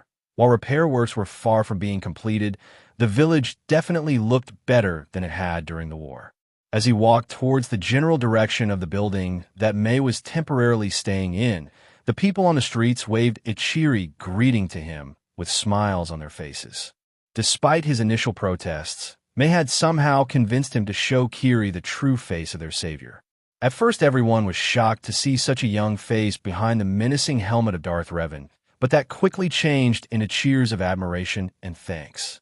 The civilians here were among the most grateful as they suffered a lot during the bloodline purges, and they showed their gratitude by thanking him at every opportunity. Naruto thought back to the previous day's announcement of Mei as the Godei Mizukage. Flashback no jutsu. People of Kirigakure. After a year of fighting and bloodshed, the war has finally ended and we can live our lives peacefully under a new leader. Everyone, I present to you our Godei Mizukage, Terumi Mei. The announcer left the stage as Mei took his place. The crowd were cheering and clapping as she placed the Mizukage's hat on her head. Citizens of Kirigakure, shinobi, and civilians alike. I, Terumi Mei, promise to return our village to its former glory and with your help, to show the rest of the hidden villages that we are stronger than ever. Mei felt a sense of pride rush through her as the crowd roared their approval. I thank you all for your support, but there is one person who we should all thank more than anyone else. The person who is responsible for ending the war and defeating Sanbai no Yagura by himself. I give to you Darth Revan. Mei clapped along with the crowd as the armored form of Darth Revan made its way onto the stage beside her. Mei gestured to the mic, signaling he should address the village as well. As most of you should know by now, I am not a resident of Mizu no Kuni. My homeland is Hai no Kuni, Fire Country, or to be more specific, Kanahigakure, Hidden Leaf Village. I had overheard the conversation between the Sandaime Hokage and Mei-chan, and I heard the old man decline her request for help. Naruto paused as the crowd seemed to mutter about selfish old leaders. So I approached her and extended my services for free as I believe that you all were fighting for a noble cause. However, there's another reason for me, something more personal. I know the feeling of being discriminated, the feeling of being hunted down just because you're different than everybody else, the sadness, sorrow, and confusion when people call you names such as freak or monster. Naruto whispered sadly as the bloodline half of the crowd nodded, in understanding, while the people that originally persecuted them hung their heads in shame. I was rescued from my personal hell by 3 of my precious people, so I couldn't stand by when other people were suffering the same fate as me. Villagers of Kirigakure, please do not reveal the information I am about to share with you with anyone outside the village, even if they are your friends or relatives. My alias is Darth Revan, but my real name is Namikaze Uzumaki Naruto. Naruto removed his helmet as everyone gasped at the name, even Mei as he had not told her. And I'm a Jinchuriki of the Kyuubi no Yoko. Flashback no Jutsu Kei. After he had announced his secret to the entire village, he proceeded to share the story of his life so far in Konoha every single beating down to the last detail. He wasn't trying to scare them. He just wanted them to realize that he understood how they felt. The entire population had suggested razing Konoha to the ground for what they had done to their hero, shocking Naruto by their hatred towards his village. Naruto was so lost in his memories that he didn't notice he was already standing in front of Mei's doorstep until a total of 5 minutes had passed. Quickly regaining his bearings, Naruto rapped his knuckle on the wooden door 3 times and stepped back to wait. He heard shuffling footsteps approaching the door and the lock being undone before the door opened. "Hey Mei-chan, I hope you don't mind my attire because this was all I brought with me to Kiri." Naruto smiled apologetically as Mei gave a small giggle. "That's quite all right, Naruto-kun. We aren't going anywhere fancy. Just a quick bite somewhere and maybe a stroll around Kiri's park." Mei stepped out and locked the door while Naruto took the time to appreciate her figure. She was out of her normal attire consisting of the fishnet bodysuit and ocean blue dress. Instead, she wore a dark blue tank top and a snug pair of faded blue jeans. The tank top hugged her natural curves and accentuated her cleavage while the jeans conformed to her long, slim legs and showed off her firm ass. With her hair flowing down naturally, Naruto had to use all his will not to get propelled down the street by a nosebleed and to keep his friend from waking up. "Maybe you should take a picture Naruto in it. Might last longer." Mei suggested in amusement, knocking Naruto out of his trance as he rubbed his head sheepishly. "Sorry, Mei-chan. You just look so sexy in that outfit." Naruto replied honestly, but shivered slightly when he saw Mei's smile turn into a devious smirk. "Oh, really? I think I look much sexier without any clothes on. Want to see?" Mei asked innocently as she lifted her tank top slightly, and that was too much for poor Naruto's brain to handle as he fainted with a trickle of blood coming from his nose. After shaking him awake, the couple decided to grab a bite at a random roadside store that sold all kinds of food. Naruto had ordered a bowl of Niku udon, while Mei settled for a plate of deep-fried tempura. They talked about the rebuilding of Kiri and what were the most important facilities that needed to be rebuilt. "I believe the hospital should still be perfectly fine since it wasn't damaged during the war, so the next important structure would be either the Mizukage Tower or the Ninja Academy." Mei listed off from her mind as she took another bite of the tempura prawn within the grasp of her chopstick. "In my opinion, the academy should be the main priority since many good shinobi were lost during the war, so you need to start training the next generation. I personally think Hayes would make a great instructor since he has the skill and patience to teach and handle children." Naruto suggested while thinking of the Jounin being surrounded by little kids. "I agree. I guess I should speak with him regarding the matter, and if he accepts, then I shall have him be the headmaster of the academy." Mei decided and was about to take another bite when the piece of tempura floated out of her reach. She pouted at Naruto, who just took one look at her face and chuckled. "Just like Anakin and Padme, nervous face, I stand by my statement that you look cute when you pout," Naruto said as he used the force to float the piece of tempura back to Mei, who bit it right out of the air. They continued chatting, but now about non-ninja related things while Naruto used the force to float the pieces of tempura to her mouth, where she ate them. The store owner chuckled as he saw this, drawing the attention of both ninjas at the stand and looked at him curiously. "The both of you look almost like a real couple with you feeding her, although the method of doing so is a first for me." The owner chuckled further as both mentioned parties blushed, but smiled and continued their actions. We now find the pair strolling through the main park of Kiri hand in hand as they admired the scenery. They were not alone as many other couples were doing the same as well. Mei let out a sigh of contentment as she rested her head against Naruto's shoulder as they sat down on a park bench. "This was my favorite place before the war started. My father always used to bring me here and tell me stories about my mother." Mei had a soft smile on her face as she reminisced about her past. "What happened to your mother?" Naruto asked as nuzzled the top of her head and inhaled the scent of her hair. She smelled like an ocean breeze. "She died when I was only a year old. Apparently, she had an incurable disease and my birth was too much for her system to handle, so she died a year later." Mei sniffed slightly as Naruto gave her a squeeze to comfort her. "My dad always used to say I looked so much like my mom almost a perfect replica. Then your mom must have been beautiful. What was her name? Naruto asked. Her name was Megumi, Uzumaki Megumi. Mei chuckled slightly at the surprised look on Naruto's face. Surprised? I was 2 when you first told me your real name. So your mother was from the Uzumaki clan. Naruto mused as he stroked her hair absent-mindedly, something that Mei enjoyed greatly since no one had done that since her father had died at the start of the bloodline purges. /in. The war started a year ago, but the bloodline purges have been going on for several. It was only a year ago did they start fighting back. Yeah, Mei trailed off as a depressing thought suddenly came to mind.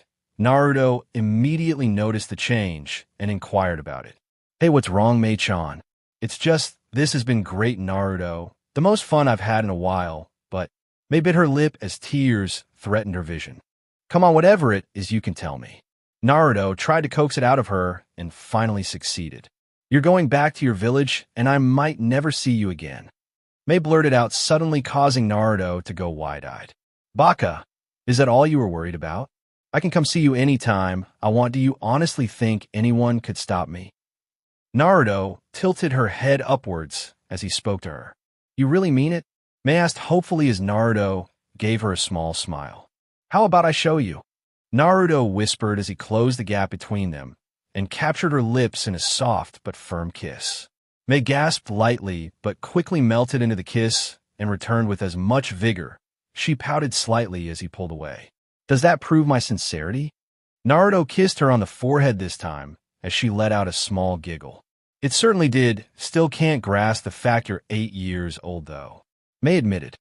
Well, when you live a childhood like mine, you'd be amazed how quickly your mind matures to keep you alive, but enough with the gloom and doom atmosphere. It's getting late, and I believe you should be getting home, Mizuki-sama. Naruto joked as he swept her off her feet and carried her bridal style, prompting an eep out of the shocked female. Warn me before doing something like that next time.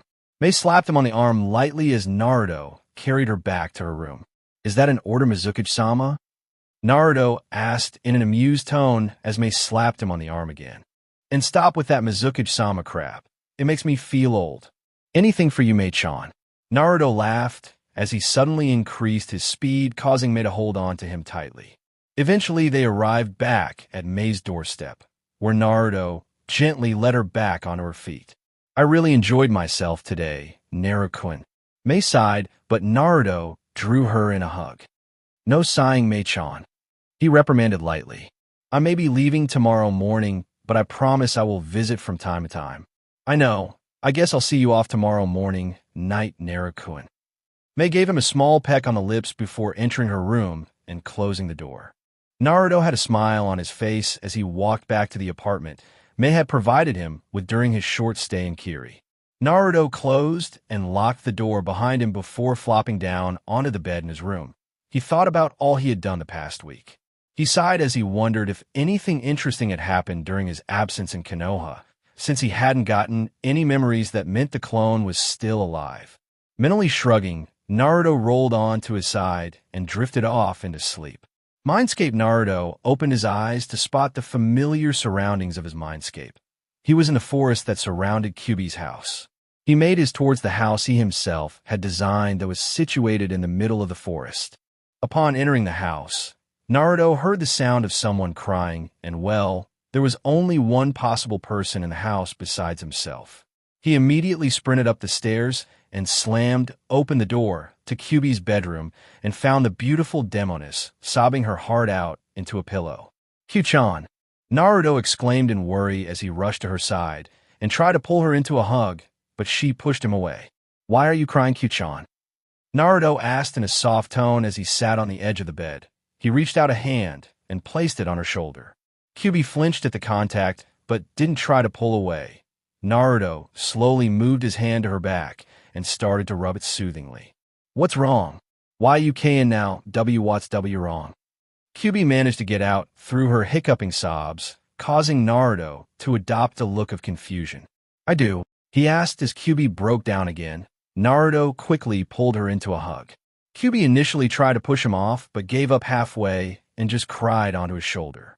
I'm sorry, Kyu-chan, but I don't understand. Was it something I said? And no, Kyubi mumbled, but thought. It's something you didn't say, but I would wish for nothing more to hear from you. Please tell me what I did wrong, Kyu-chan. You know I can't stand to see you cry. Naruto squeezed her shoulders gently as she whispered something under her breath. What is it? Why? It was clearer this time, but the word confused Naruto. What do you mean by why? Naruto was really puzzled by her behavior.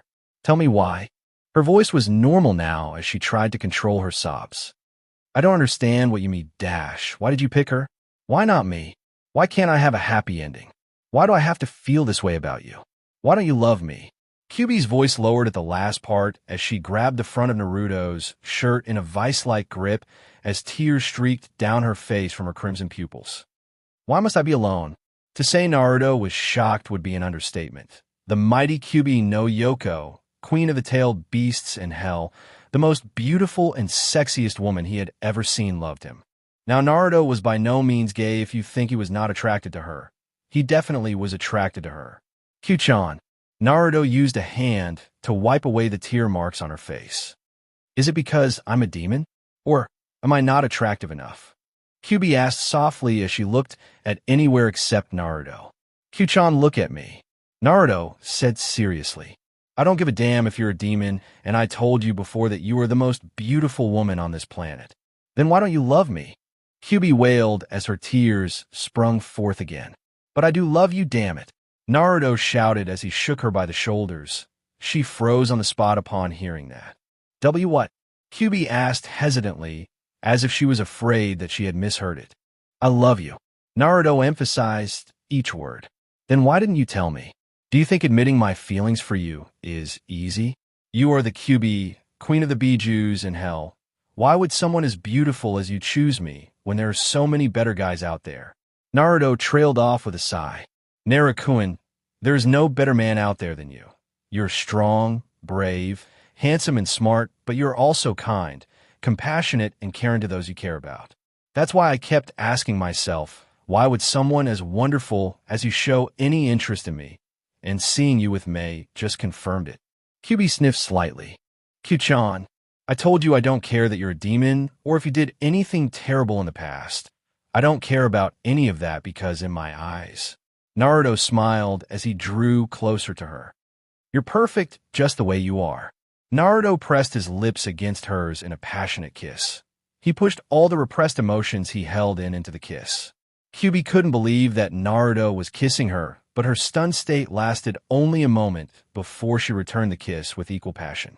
Naruto didn't know that much about kissing, but went with his instincts. He licked her lower lip to ask her entrance to her mouth.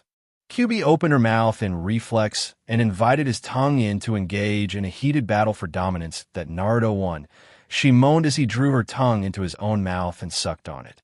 They eventually had to separate, leaving behind a trail of saliva that connected their lips. Kyubi moved beside Naruto and nuzzled deeper into his embrace. Hey, Kyu-chan. Naruto called her name. What is it, Naruto-kun? Kyubi looked up at her blonde-haired lover. What about Mei-chan? Naruto asked in worry. I love you, but I don't want to hurt her, and I think I'm starting to fall for her too. I don't know what to do. As much as I'd love to have you for myself, Koi, love, I know it'd be unfair to other girls. Besides, I think I just remembered something that would help. Kyubi said.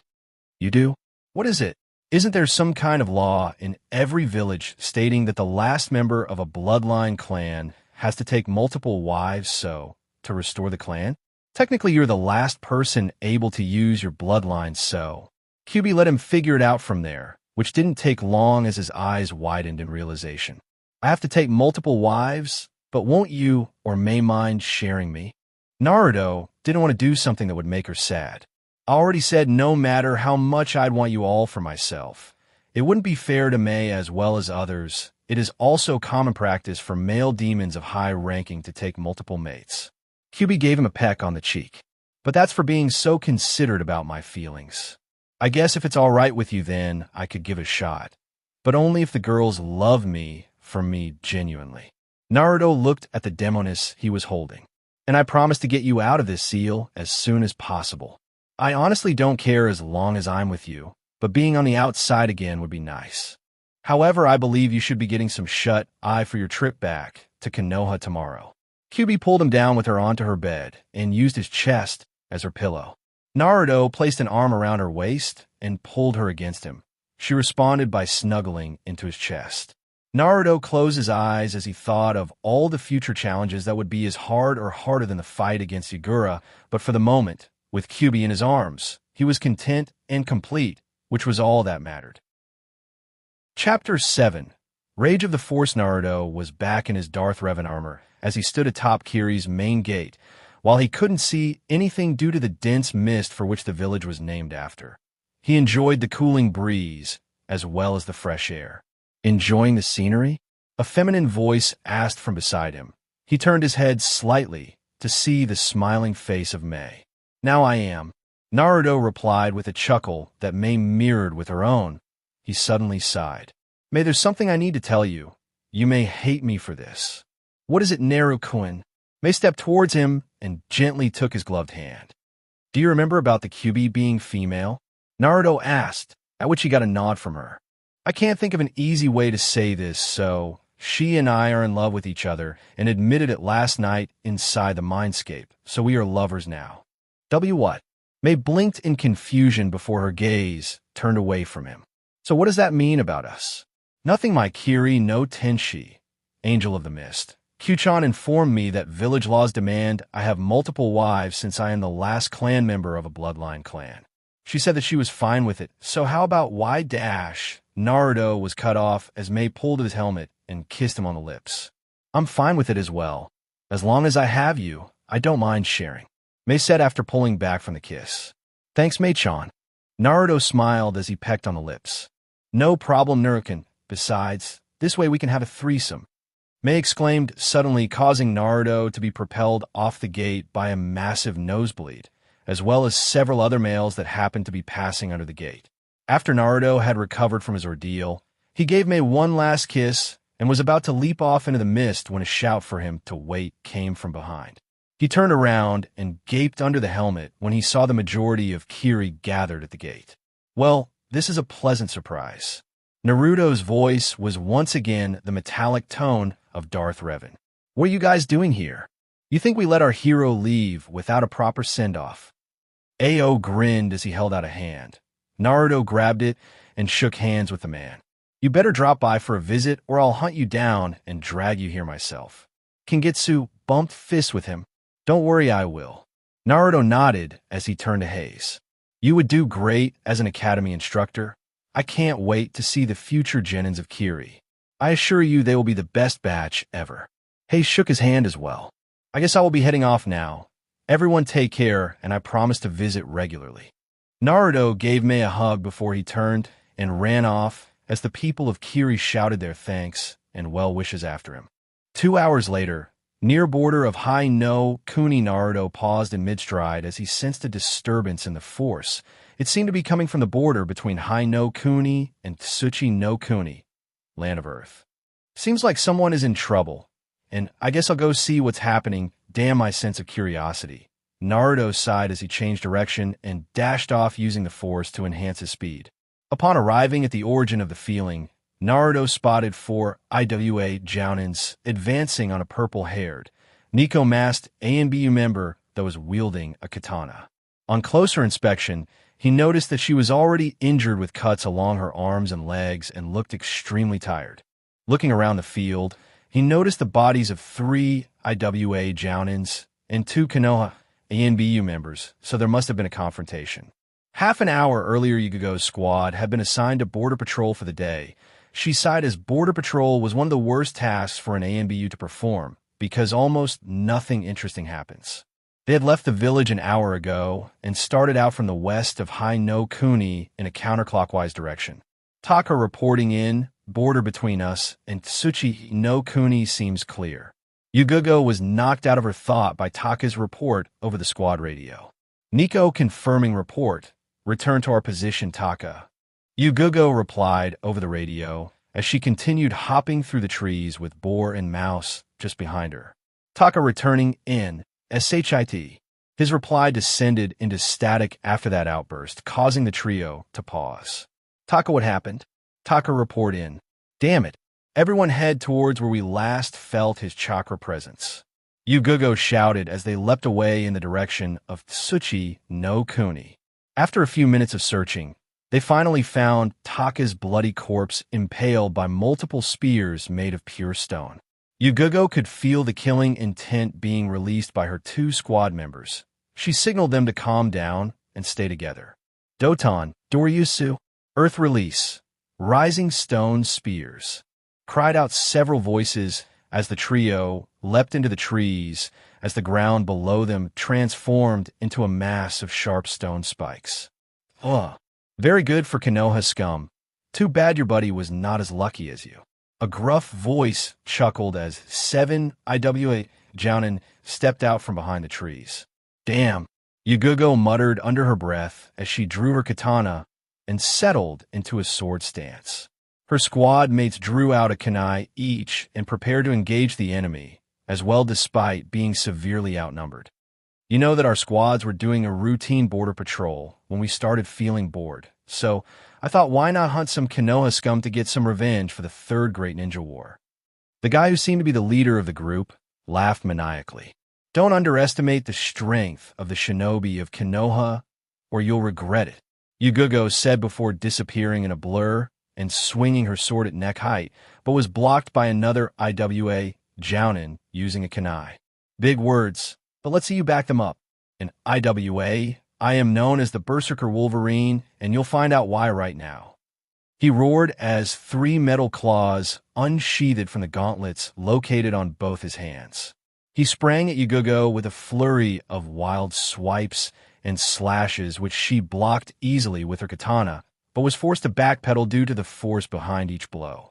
You may have the brute strength, but you lack any form of technique to your style, if you can even call it that.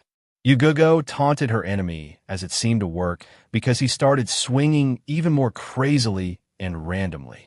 She saw from the corner of her eye that Mouse had taken down her opponent before being stabbed in the back by another, while Boar had managed to take down 2 of his before being hit by an earth jutsu. Ha! Your squad is dead now, and you're all alone.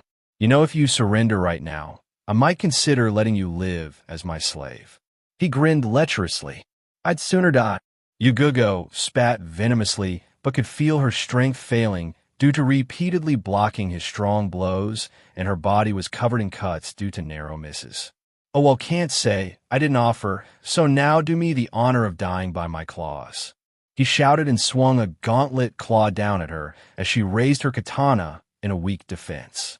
Yugugo closed her eyes as she thought this was going to be the end when she heard a sound and the guy in front of her grunt in pain. If there's one thing I really hate the most in this world, it would be rapists. At first I thought I would make your death quick, but after what you said to Nico-chan, you will suffer. A demonic metallic voice roared as Yugugo opened her eyes in time to see the black armored figure in front of her deck the guy in the face and send him crashing into a tree. Get him! The other IWA Jounins shouted as they charged at him with kunais drawn. The figure just stood there as a dark feeling started emanating from him. You dare to attempt to harm those precious to me. You dare to threaten them. My name is Darth Revan, and you shall remember it because that is the name of your executioner. Naruto shouted in anger as waves of dark energy radiated from him, and all the Jounins dropped their weapons and clutched at their throats. Yugugo watched in awe as Revan held an entire group of Jounins at his mercy without even lifting a hand. It looked like they were being choked by an invisible force. Please have mercy. A random shinobi choked out, causing Naruto to chuckle darkly. Mercy? Mercy, you say? Ha ha ha ha ha. Naruto grinned darkly under his mask. I'm sorry to inform you, but all out of mercy. Naruto increased the pressure on their necks as he said that. Multiple snaps could be heard echoing through the forest as 3 bodies dropped back onto the ground dead. Stay there, Nico-chan. I will get back to you when I'm done taking out the trash. Naruto growled as he strode towards the shaking figure of Iwa's so-called Berserker Wolverine. Nico-chan? So far only one person has called me that, but isn't he in the academy? Yugugo thought in confusion as she watched in interest. Stay away from me, why you? Whatever you are. The man shouted in fear as he pressed himself against the tree trunk behind him. You don't deserve a quick death, such as your squad had, no. I have a more fitting end for you in mind. Naruto still had the dark grin on his face as he hauled him up with one hand and placed his other hand on the guy's face. You will be the first to taste my new power. Saikatsu Haisui. Life Drain. Yugugo watched in disgust as red lightning coursed through the man, and he suddenly started to age rapidly in front of her very eyes. Soon the body was nothing but a shriveled mummy that turned to dust. Sorry you had to see that, Nico-chan. The metallic voice shifted into a light tone as the figure crouched down beside her. That's all right. He deserved it, Naruto. Yugugo smirked slightly as the figure stiffened at the name. So you are the infamous Darth Revan, eh? How did you figure out? Naruto sighed in resignation. One, you just confirmed it. Yugugo chuckled as Naruto face-palmed his helmet. Two, only one person has ever called me Nico-chan. Very good, Nico-chan. Naruto was at a loss since he didn't know how to handle the situation. Can you show me your face? Yugugo asked hesitantly. I guess it is all right, but you have to remove your mask as well. Naruto added as an afterthought, which Yugugo agreed to. He reached up and popped off his helmet at the same moment Yugugo took off her AMBU mask. They both gasped slightly. Why Cammy? Why does every female I save have to have the face of one of your angels? Is this some kind of sick, twisted joke on your part? Naruto inwardly cried, anime tears. They're Naruto-kun. I'm sure May would be happy to have another harem sister. A foursome does sound fun. Kyubi mused in his mind, which almost caused him to faint from blood loss again. This hunk is Naruto? What happened to him? I know it's him since only he has the distinct whisker-like birthmarks on his face, and I can't sense a jinjutsu. And when did he get so strong? Yugugo's head started hurting a little as too many thoughts ran through her mind and threatened to drown her. Nico-chan. Naruto's voice knocked her out of her thoughts, and she saw him looking at her with concern. You kind of zoned out there. You okay? Hi Naruto, and my real name is Yugugo. Yuzuki Yugugo. Yugugo got back up on her feet and sighed as she looked at her dead squad. How are we going to haul all these dead back? Well, we only need your squad's bodies, so. Naruto glanced at her and she caught on to his train of thought. The duo gathered the bodies of the IWA Jounin and placed them together before Naruto took one of the corpses and dragged it out. We need evidence that IWA attacked your squad. Naruto explained when he saw Yugugo's lifted eyebrow, who made an O with her mouth in realization. Would you please do the honor since I'm not attuned towards fire? I'm a wind element user. Yugugo replied.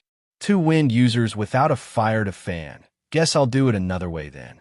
Naruto sighed as he brought both his hands together and pushed them apart slowly. The soil underneath the pile of bodies separated in half as the bodies dropped into the newly formed hole.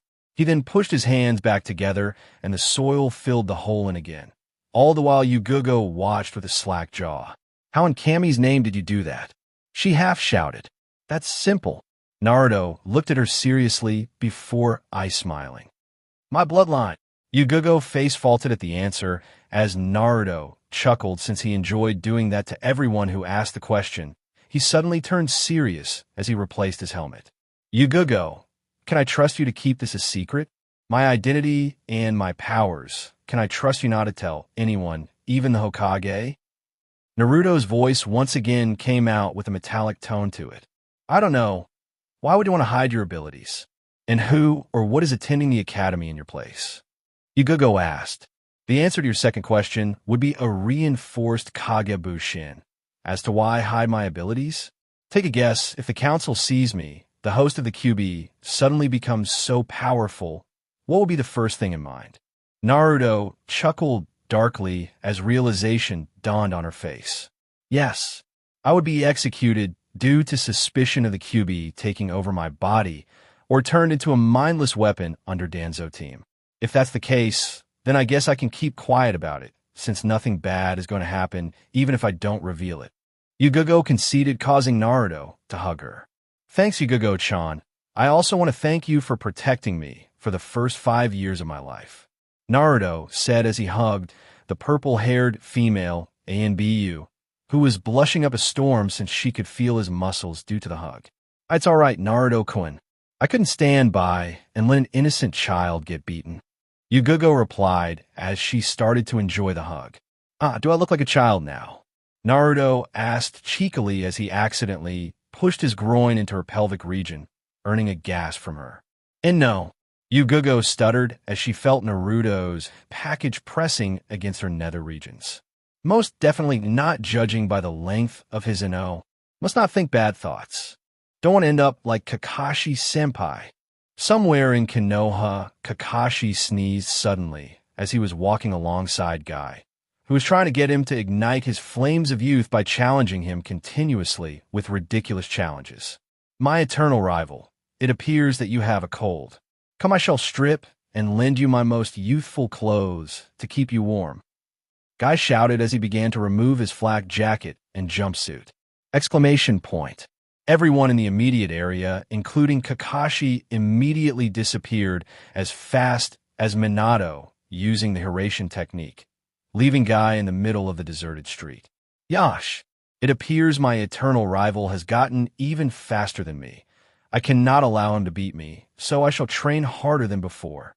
Guy exclaimed to nobody in particular as he ran off in a random direction. Back with Naruto and Yugugo, Yeiyu-chan doesn't think I'm a child anymore. Naruto shouted in joy as he accidentally grinded against her further. Apparently, all the teasing sessions between him and Kyubi did pay off. That's G great, Naruto-kun B, but can you let G go of me in now?" Yugugo desperately tried to prevent herself from moaning as she felt herself getting wetter and more aroused. Naruto complied and let her go with an unseen grin. Now he knew why Kyubi found it fun to do those things to him before. "Why do I suddenly feel disappointed that he let me go? Damn, I really need a release now. Maybe I should just ask him to give me another hug and oh. Bad thoughts again. Must not turn into a pervert." Yugugo argued internally before she realized that the bodies of her comrades were missing. "Where did my dead squad go to? Oh, I sealed them into a scroll for easier transport while you were standing there spacing off." Naruto threw a scroll at her, which she caught and stored someplace safe. "What did you learn how to use Fuinjutsu?" Yugugo asked. "I just read a book about it. Found it surprisingly easy to understand for some reason."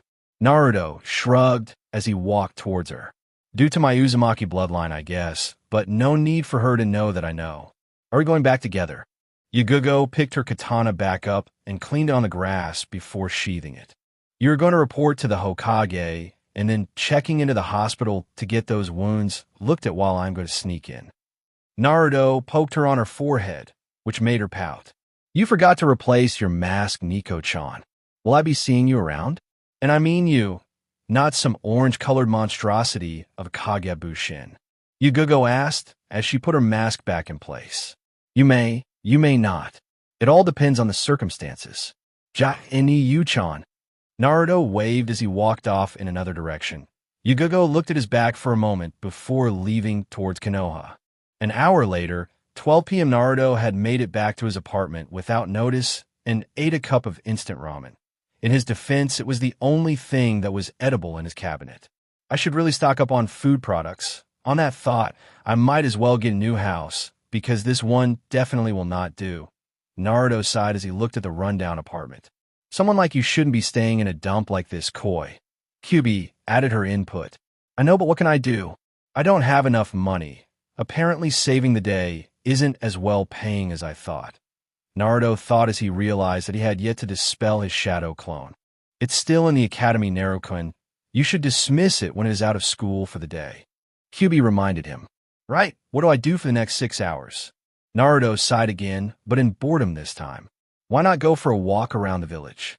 Kyubi suggested, to which he shrugged and changed out of his armor, but kept the hooded cloak. "Streets of Konoha, I am still bored."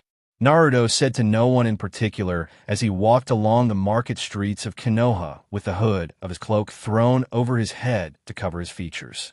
He didn't want to use hinge, transformation, since this was a ninja village and it would be easily spotted. He was so lost in the sea of boredom that he bumped into someone by accident. He turned to apologize, but smiled as he realized who it was. "Mikoto-chan." Naruto said softly since he didn't want any eavesdroppers on their conversation. That voice. Mikoto thought as she slowly looked up and into the darkness of the hood and saw only a fox-like grin, but that was all she needed to see. Revan-kun. Mikoto smiled in return as she called him by his alias, but frowned when she remembered her situation. Is something wrong, Mikoto-chan? Naruto asked in concern since he saw the frown. Well, come with me. This conversation isn't meant to be outdoors. Mikoto grabbed him by his hand and pulled him in the direction of her house. Naruto blinked in confusion but went with the flow. Mikoto locked the front door after they entered before checking through the window blinds for any unwelcomed eavesdroppers, while Naruto merely watched with amusement. If you wanted to know if there was anyone eavesdropping, then the answer is no. He offered helpfully. How do you know? Mikoto asked. I'm just that good. Naruto smirked as Mikoto sighed, somehow expecting that kind of answer from him. So what was it you wanted to talk about? Or are you just trying to get me into your bedroom? If Mikoto was drinking something, she would have done the classic and inevitable spit take, but alas, she had to settle for tripping over her own feet. What the hell are you saying? Mikoto shot back to her feet as she pointed a trembling finger at him. Her entire face was one massive blush. Just putting facts together. 1. You practically dragged me here. 2. You locked the door, which is uncommon in ninja households. 3. You checked the windows to make sure no one was spying on us. Naruto raised a finger with each point. That's because this is an important conversation. Mikoto cried out in frustration. I'm just saying, from my point of view, it looked like you were going to seduce me, or tie me up. Please tell me you're not one of those bondage fans. Naruto imagined Mikoto in a leather outfit, standing over his tied-up form. On second thought, that's not so bad. Mikoto opened her mouth, but nothing came out, so she settled for burying her head into her hands. This was the guy who was supposed to help her. Okay, I've had my kicks. Now tell me what's on your mind. Naruto said as he suddenly adopted his serious persona, causing Mikoto to look at him strangely. What? Nothing. Naruto, I have a favor I have to ask you. Mikoto sighed as she fiddled with her hands. What is it? Naruto asked. Naruto, marry me. Mikoto could feel the blush returning full force when she said it. Naruto's eyes almost popped out of their sockets when he heard the favor and did the first thing that came to mind. He fainted. Mikoto blinked and looked at Naruto's prone form. That could have gone better, she stated, and went to find a wet cloth to wake him up, all the while mumbling something under her breath. Bondage, huh? 5 minutes later, Naruto stared at Mikoto, who had just finished explaining her situation. His eyes narrowed and went from the normal cerulean blue to ice-cold blue, and if you looked closely, you could see slits in the pupils. Who was the one who requested this again? The voice that came out wasn't his normal one or the metallic one of Darth Revan. His tone was as cold as ice at the moment. A Chunin named Mizuki.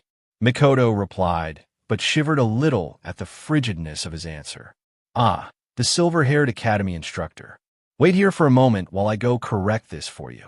Naruto stood up and moved towards the door, but was held back by Mikoto's hand. He looked at her with a puzzled expression. You can't kill him no matter how much of a bastard he is. Can we just do it my way, please? Mikoto begged as she looked at him with teary eyes. I don't want to be raped. Naruto sighed as he pulled her into a hug and rubbed her back soothingly with his right hand. How do I keep ending up in these situations? Probably something to do with karma, QB suggested. But I haven't done anything bad. Okay, I didn't do anything bad to people that didn't deserve it. Naruto corrected as he remembered all the people he killed. You call having a hot MILF asking you to marry her bad luck? QB asked as if he was stupid. No. Naruto sighed again. He seems to be doing that a lot, hasn't he? Makoto-chan. Naruto placed the teary-eyed woman on the couch again and sat beside her. Do you want to marry me only because of escaping your fate? Mikoto opened her mouth to say yes when she started to really think about it. While she would be safe from Mizuki, that wasn't the only reason. Not really. I also want to marry you because I think you're a good person. You saved me during the massacre. You are also brave, strong, and kind, not to mention very handsome. Mikoto admitted with a blush. I think I might have begun to fall for you after you saved me. Mikoto-chan, you must know something before I can agree to this. Naruto looked her right in the eyes as he spoke. I have to take multiple wives because of my bloodline, and I already have 2 who agreed to share me. Are you willing to do that? Naruto, I guess I would be willing to share, but you have to treat all of us equally. Mikoto demanded. Who said I wouldn't? Naruto chuckled as he pulled her into a kiss. Thanks to Mei and Kyubi, he had some experience now. Mikoto moaned into the kiss as Naruto forced his tongue into her mouth and explored it with his tongue. He pulled back with a grin as he watched Mikoto regain her bearings. Now, there are many, many things you have to know. 5 hours later, Mikoto had spent the entire time Naruto had been retelling his double life as Darth Revan with her mouth hanging off the hinges. She finally managed to close it after the explanation ended. If that came from anyone but you, I would have told them to get their head checked immediately. Mikoto deadpanned while Naruto scratched his head sheepishly. Ending a war by defeating the Jinchuriki of the Sanbai, who happened to be a Kage, getting together with the new Mizukage and the Kyubi no Yoko, who is actually female and was under a Jinjutsu during the attack, and killing IWA Jounins, all by the age of 8. You hit the nail on the head. Naruto chuckled weakly as he stood up. Well, I guess I'll be leaving you to ponder those thoughts, as Sasuke will be coming back now. All right, you do realize you would have to show them your identity. Mikoto was referring to the council as she said it. I'll just use a small illusion to cover up my whisker marks. That way they wouldn't know it's me. Naruto leaned in and pecked her on the lips before leaving through the front door. I wonder if Sasuke would accept him as his new father. I hope he does. That way he will have a good role model to follow. Mikoto sighed as she went to prepare dinner. Naruto's rundown apartment. Are you sure you don't have some kind of bloodline that attracts girls to you? Kyubi commented as he lay down on his bed. Nope, at least I don't think so. Must be Kami's way of screwing with me. Naruto suggested before he remembered that he had yet to dispel his shadow clone, which should be on the way back. He concentrated until he managed to find the soul link connecting him and his Kagebushin. He sent the command to dispel and started to meditate so he could process the memories more efficiently. He stiffened as he came across the clone's memory, showing Danzo exiting the abandoned building. He watched through his clone's eyes as it made its way through the window and into the building.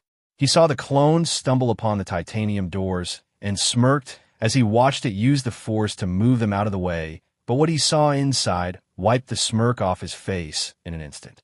What is a dash? Kyubi fell silent upon witnessing the memory as well, for lying upon the bed in the middle of the room was one Uzumaki Kushina. Naruto's face was a blank as he finished processing the memories. The wind suddenly started picking up around him as his eye color flickered between blue and red. Hokage's tower, Sarutobi Hiruzen, had just finished his paperwork for the day. He stretched his old back before sitting down in the chair again and pulled out a small orange book. He was about to start reading it when suddenly a crushing pressure fell across the entire village. Even he had slight problems breathing. Danzo!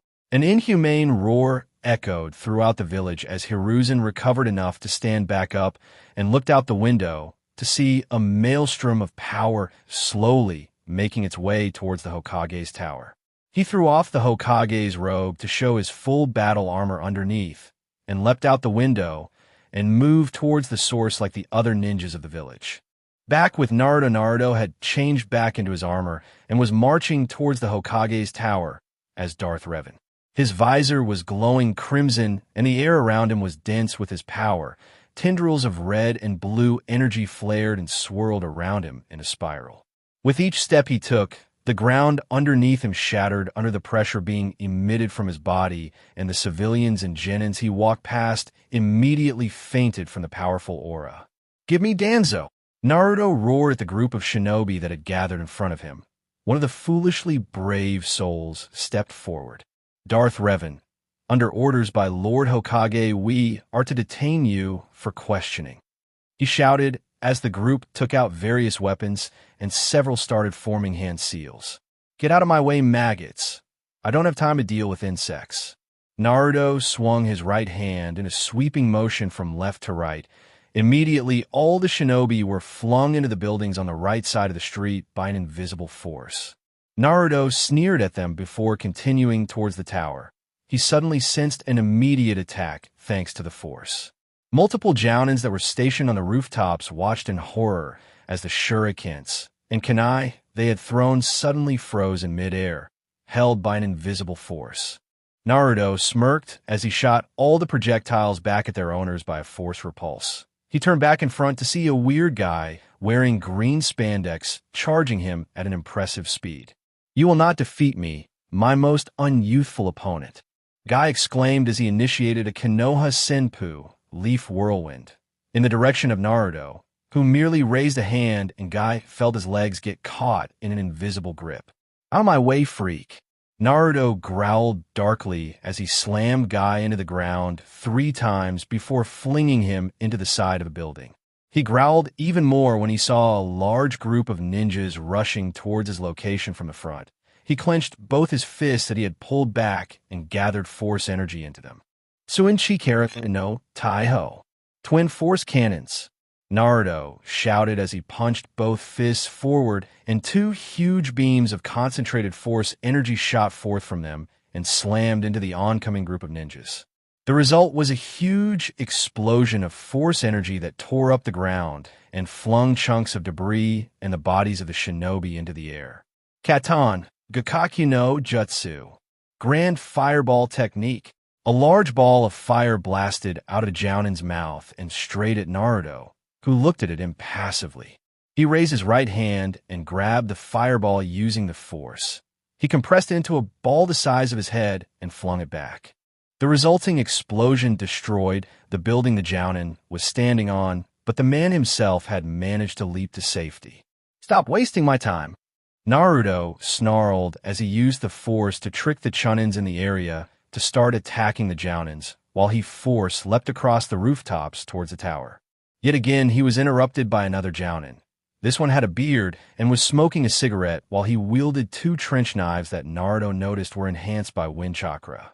"Move, or I will not hesitate to break your bones and then remove you," Naruto told him, but the Jounin shook his head and spat out his cigarette and took on a fighting stance. Asuma dashed towards Revan and attempted to slash him across the chest, keyword being attempted. Naruto easily caught both his hands with his own before twisting sideways and snapping a kick upward that caught Asuma directly in the chin. "I tire of this," Naruto said simply as he spun around on one foot and delivered a force-enhanced roundhouse kick to Asuma's sternum and knocked him off the roof. Naruto leapt towards the next roof, but was tackled to the ground by a speeding green blur. He sprang back to his feet to see Guy standing there again. "You are an annoyance. I cannot allow your unyouthfulness to continue on, masked stranger." Guy shouted as he vanished in a blur, but felt his neck slam violently into a waiting gloved hand. "Chikara Highsway." Force drain, Naruto whispered as Guy suddenly felt all the strength seep out of his body, and Naruto let his limp body drop onto the floor. He blinked as he realized he was surrounded by Jounins and Chunins on all sides. Another deep growl made its way past his lips. "Why do you insist on stopping me? All I want is Danzo team. What do you want with Danzo, Revan-san?" An aged voice asked as Naruto turned towards it and spotted the Sandaime standing there in full battle armor. "You will find out when he is brought out here," Naruto replied darkly. Hiruzen contemplated this for a while before he signaled to ENBU to fetch Danzo from the Elder's room. Everyone waited in tense silence as rain started to fall across the area and lightning flashed across the sky, only serving to make the image of Darth Revan all the more terrifying. Eventually, the 2 ANBU reappeared with Danzo, who looked at the figure of Naruto in his armor with something akin to boredom. "Yes, what is it, Revan-san? You go tearing through our village and shinobi to speak to me, and here I am." Danzo spoke calmly as the rain started to pour more heavily, and a bolt of lightning flashed across the sky, accompanied by a roar of thunder. It's really you." Naruto's voice trembled with barely suppressed rage and hatred. "Why didn't you tell me?" "Tell you what exactly?" Danzo replied in the same patronizingly calm tone. Why did you hide Uzumaki Kushina from me? Naruto roared as the gathered shinobi, and Hiruzen all gasped in surprise that Kushina was alive and Danzo was holding her. It makes no difference if you all knew or not. She has been in a coma since the Kyuubi attack. Danzo answered again, though this time his voice held a bit of uncertainty. I could have healed her, you asshole. How do you expect her to recover when you hide her away in some abandoned building? Naruto grinned under the mask at Danzo's shocked expression. That's a nice look for you, shocked? Yes, I know where you hid her, and I already got her out of the building with a Kagebushin. Danzo, what is the meaning of this? Hiruzen shouted at the old war hawk, who glanced at him. Nothing much, Hiruzen. Your ideals for Konoha were always too soft. We need a militaristic approach for Konoha to reach the greatness it is destined for. So I plan to make her an emotionless puppet under me. Too bad she didn't awake from her coma. Danzo trailed off before a malicious grin came to his face. Maybe I should have just had her impregnated, so I could use the baby as a dash. He didn't get to continue further as a huge amount of killing intent slammed into him, rendering him speechless. Everyone looked to the source of it, which was none other than the armored form of Darth Revan. He took one step forward and pointed his right hand directly at Danzo. You just made the worst mistake of your life, and no one is to interfere. Naruto shouted suddenly as he glared pointedly at everyone, including the Hokage. This is my fight, and I'm going to enjoy ripping this asshole limb from fucking limb. Chapter 8. Naruto versus Danzo. Hiruzen had seen the maelstrom of power that Darth Revan could emit, so he wasn't worried about him losing, but he was worried about the amount of people that might be caught in the crossfire. So with that thought in mind, he decided to concede to Revan's request of having them stay out of the fight. All Konoha shinobi, please retreat to a safe distance from the point of battle. I have seen Revan's power and don't want any of you to be caught in the crossfire. The Sandaime shouted as the Leaf Ninjas started to back away from what they had just dubbed Ground Zero at a rapid pace. Danzo, I suggest you take this fight seriously, for I will not be pulling my punches.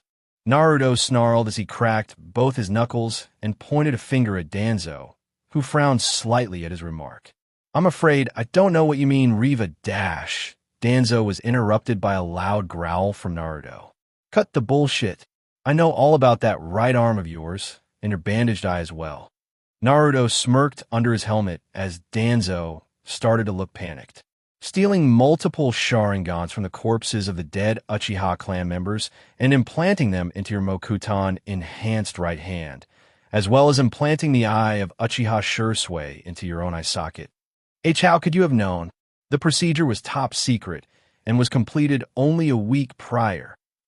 Danzo exclaimed in shock before his face conformed into a mask of horror at the file in Naruto's hands. You shouldn't leave your personal notes lying around where other people can just pick them up. Naruto waved the file at him before flinging it at the Hokage, who caught it in one hand and proceeded to read it. You could see the aged face of the Hokage adopt a furious expression. He kept the file and a storage seal on his armor. Danzo, I always knew you kept Root active despite my orders to shut it down, and now I have evidence to prove it, as well as your covert dealings with Orochimaru. Hiruzen managed to keep the rage from his voice. Revan-san, this traitor is yours to deal with as you see fit. I don't need your permission, old man, but thanks anyway now. Naruto chuckled darkly as he turned his crimson, visored gaze onto Danzo. Time for some fun. Naruto dashed towards Danzo with force-enhanced speed and threw a right hook that Danzo managed to catch. He lashed out with a left high kick that connected with Danzo's head and knocked him backwards. Danzo grabbed his head and hissed in pain before tearing off the bandages over his eye and right hand, revealing that he did in fact have Sharingans implanted in both places. Ha ha! Now, what's more interesting? Naruto grinned as he witnessed Danzo run through hand seals at a blinding pace and breathe in deeply. Futon, Shinkugigyo, Wind Release, Vacuum Sphere. Danzo shot out multiple spheres of condensed air in a widespread pattern directly at Naruto, who yawned as he canceled them out with a well-timed force repulse. Danzo growled at the fact that the black armored figure wasn't taking him seriously. He quickly blazed through more hand seals and took a deeper breath. Futon, Shinku Taijioku. Wind release. Great vacuum sphere. Danzo exhaled a larger and more condensed sphere of wind chakra at Naruto.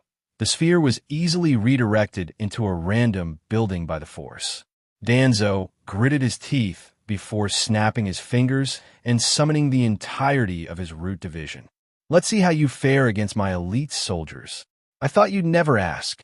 Naruto shouted in glee as he engaged several root ninjas in taijutsu. It was a breeze for him thanks to his force awareness. He ducked under a straight jab before leaping over a leg sweep.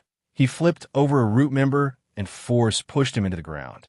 Naruto sidestepped a downward slash of a Tanto and grabbed the wrist of its wielder before crushing it and flinging the guy into his comrade. Is this all your elite soldiers got? Boring. All root members engaged the target immediately. Danzo screamed as all the black-clothed root members leapt at Naruto with Tantos drawn or started to run through hand seals. Katan, Gakakyu no Jutsu, Fire Release, Grand Fireball Technique. Naruto destroyed the fireball through the force as he force flipped over several root members and decapitated them with a Tanto he liberated. Naruto landed with a force stomp that sent the root around him flying away. He lashed out with both arms and grabbed two root ninjas by the head. Saikatsu Haisui, Life Drain. Everyone watched on in a state of semi-awe and semi-disgust as both root members started to age before crumbling into dust. Danzo started to sweat upon seeing that. If this stranger could do that so easily, what else could he do? Sueton Tepidama, Water Release, Gunshot. Several giant balls of water were launched at Naruto, who experienced a sense of déjà vu as he froze them in midair and they fell back onto the ground as puddles. Naruto blocked a horizontal slash using his stolen Tanto and force pushed the root member away before twisting his body to avoid a hail of kunai and shuriken. He backflipped several paces and threw the Tanto with a force-enhanced fling that caused it to impale through several root shinobi at once. Ninpu Chuju Giga, Ninja Art, Super Beast Imitation Picture. Naruto turned to see a young root boy launch several ink lions out of scroll and towards him. He raised an unseen eyebrow at the kid's technique since he hadn't seen something like that before. He used the force to launch a barrage of kunai at the ink beasts that quickly dissolved back into ink upon impact. Naruto suddenly felt his limbs being restrained and looked down to see multiple ink snakes binding his hands and legs. Very good, boy. Using the lions as a distraction so you could capture me using your ink snakes. Too bad I'm your opponent. Naruto used a quick force repulse to blow the ink snakes to pieces, and force pulled the young boy to him and knocked him out with a quick chop to the neck. He tossed the boy to the side and dodged several smaller balls of fire and wind. It seemed Danzo had finally joined in the fight as well. Danzo fumed that his surprise attack had missed. He was so sure that the young root boy would have distracted him, but it was like Revan had eyes in the back of his head. Naruto force grabbed two root ninjas and slammed them into each other before launching their unconscious bodies like missiles at their comrades. He leapt out of the way of a lightning bolt before having to dodge several spheres of lightning being flung at him. You fuckers want lightning? I'll show you lightning. Naruto roared as his forearms were once again covered in dancing purplish-blue lightning. He shot forks of this purple lightning in as he danced through the group of root shinobi. Those that were hit by the technique immediately dropped to the ground, smoking with the lightning arcing all over their bodies. Naruto force leapt up into the air as he charged a large amount of force energy into his hands. Suinryoku Kaminari Ho, twin force lightning cannons. Naruto launched two huge beams of purplish lightning straight down into the group of root shinobi. The beams impacted onto the ground and exploded in a dome of crackling purple lightning. Most of the root ninjas now lay smoking and dead on the cold concrete pavement they once stood on. Naruto landed in a crouch before turning to face Danzo. Just you and me left, Shimura Danzo. No, it's just me, Revan. Futon, Shinku Renpa. Wind release. Vacuum serial waves. Danzo shot out multiple blades of wind in random angles that sped towards Naruto, who force leapt above them as Danzo smirked and finished the hand seals he had been performing. Doton, Doryusa, Earth release. Rising stone spears. Naruto cursed as he didn't have enough time to charge a strong enough force repulse. He quickly unsealed both his lightsabers and ignited them. All present ninjas felt their eyes widen upon seeing the two weapons that resembled the Nidame's Raijin, but looked more elegant in comparison. The lightsabers hummed as he weaved a defensive shield with them. The incoming stone spears were cut into tiny pieces as Naruto landed on his feet again. I can't believe you forced me to reveal my weapons. Naruto growled as the hiss of water evaporating upon contact with a glowing beam could be heard across the battlefield. Where did you acquire those weapons? Danzo demanded as he eyed the two glowing weapons in Naruto's hands. That won't matter to you, since you wouldn't be alive long enough to care. Naruto force-dashed and swung both lightsabers as he passed Danzo. He turned around and was shocked at what he saw. He had been expecting Danzo to have been cut in half completely, but instead was met with the sight of Danzo's body, fading away before reappearing completely fine. What the hell? Now you see how futile your efforts are against the might of the Sharingan. Danzo exclaimed, but Naruto ignored him and instead noticed that an eye on his arm had closed. So this is the famed Izanagi that allows the user to bend the line between reality and illusion within a small space around him at the cost of losing the sight of that eye forever. Naruto growled lowly after recalling what it was he had read in the file. You just got a lot more irritating to kill. Kuchios no Jutsu, Baku. Summoning technique, Baku. Danzo slammed his palm onto the ground, and a giant seal matrix appeared before a huge column of smoke enveloped the area, causing Naruto to leap up onto a nearby rooftop. When the smoke cleared, it showed a giant elephant-like creature that was black in color with several white markings located on its body. An elephant version of you. Naruto pointed out with amusement since the elephant thing wore bandages around its head like Danzo had. Danzo ignored the jab as he performed hand seals yet again and breathed in. Futon, Shinku Renpa, Danzo shouted as multiple blades of wind sped at Naruto yet again. However, as he was about to jump clear, he felt a huge suction pulling him towards the attack.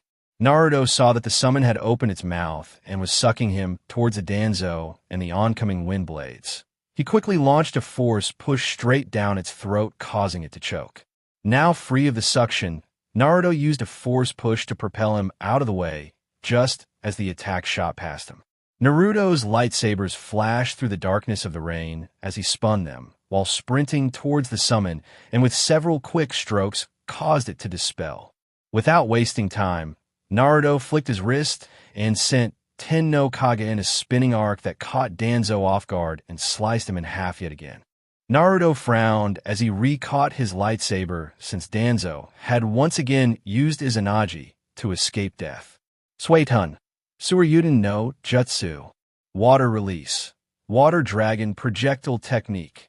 Danzo created a huge dragon of water out of the falling rain and sent it straight at Naruto, who caught it through the force and redirected it back to him.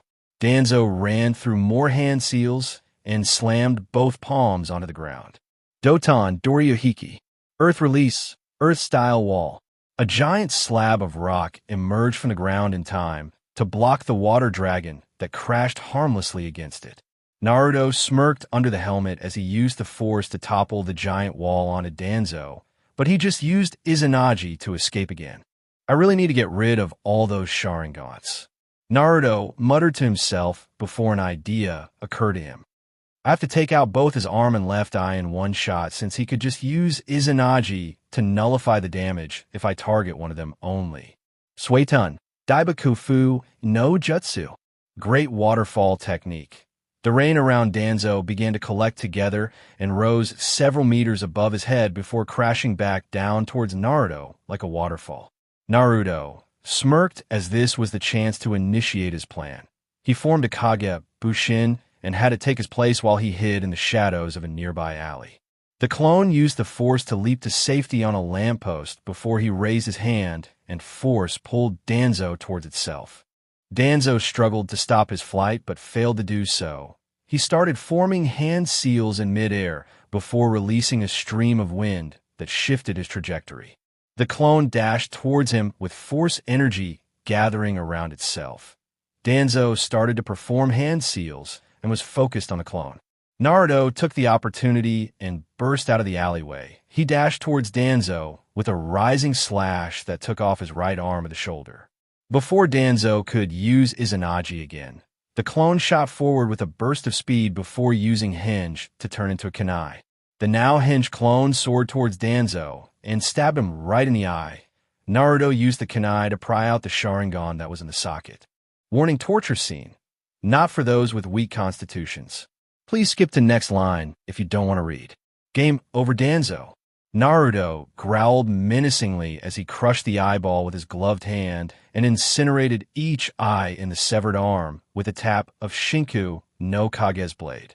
Naruto then carefully cauterized the bleeding eye socket by pushing his lightsaber slightly into the hole, all the while smirking at Danzo's screams of pain. The watching ninjas all started to advance slightly so as to get a better look of what was happening. Hiruzen sighed as he listened to his ex-friend's cries. Don't worry, Danzo-chan. There's plenty more to come. Naruto chuckled darkly as he hauled Danzo up by the scruff of his shirt and slammed him into the wall of the building. He then had his clone gather 3 tantos from the ground before impaling him on the wall through his left palm and each foot. Danzo now hung in a crucified position on the wall. Hiruzen couldn't handle seeing him like this and was about to interfere when he suddenly found himself levitating. If you feel like taking his place, let me know, well. Naruto snarled as the Hokage quickly shook his head, and Naruto used the force to place him with the rest of the Konoha shinobi. Naruto turned back to Danzo and pointed both lightsabers at him. A quick and painless death is something you don't deserve. Prepare to know pain. Naruto held the glowing blade just above Danzo's skin on his left arm. He slowly tapped the skin continuously as jolts of pain shot through Danzo's arm, causing him to grit his teeth in pain. Naruto frowned at the lack of reaction and brushed the glowing blade along Danzo's forearm, effectively burning off the skin slowly and painfully. A small grunt of pain came from him. Naruto nodded silently in slight satisfaction. He switched off both lightsabers and clipped them to his belt before picking up a tanto off the ground. The rain was still beating down heavily as he turned back to Danzo again. At least with this I will get to see you bleed, Naruto said, as if explaining his reason for getting the tanto. Anko, who was within the crowd, grinned as she heard that, causing the shinobi around her to take a step away in caution. Naruto pressed the blade into Danzo's shoulder and twisted it clockwise and counterclockwise. Blood ran out of the wound and stained Danzo's clothes red. Naruto left the tanto in there and picked up another one and stabbed it into the other shoulder and repeated the turning motion. You know, Danzo, I feel like a magician stabbing swords into his assistant inside the box. Except you aren't in the box, and these swords aren't made of rubber. Naruto frowned again as Danzo had yet to emit anything other than a grunt or two of pain before an evil idea made him grin darkly under his helmet. Naruto walked up to Danzo, whistling innocently before sending a force-enhanced armored boot right into his groin, causing Danzo to let out a high-pitched scream. The effect this had on the audience was multiple male shinobi fainting at the sound. These included Asuma, Kakashi, Ebisu, and several others. That was evil Naru-kun. Do it again. Kyuubi snickered inside his mind, causing Naruto to let out a dark laugh. I got a better idea. Naruto reignited Shinku no Kage and pointed it at Danzo's damaged privates. He let a dark grin spread across his face yet again at Danzo's pale face.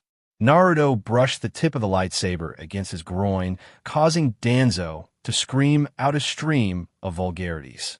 Naruto just moved it along the area, slowly burning the skin off Danzo's sexual organs, and relished in the agonized screams being emitted from the man. Every remaining conscious man in the area winced and covered their privates in sympathy. Even the Sandame did so. "Ha! Finally the screams I've been waiting for. I just realized you won't be needing this anymore."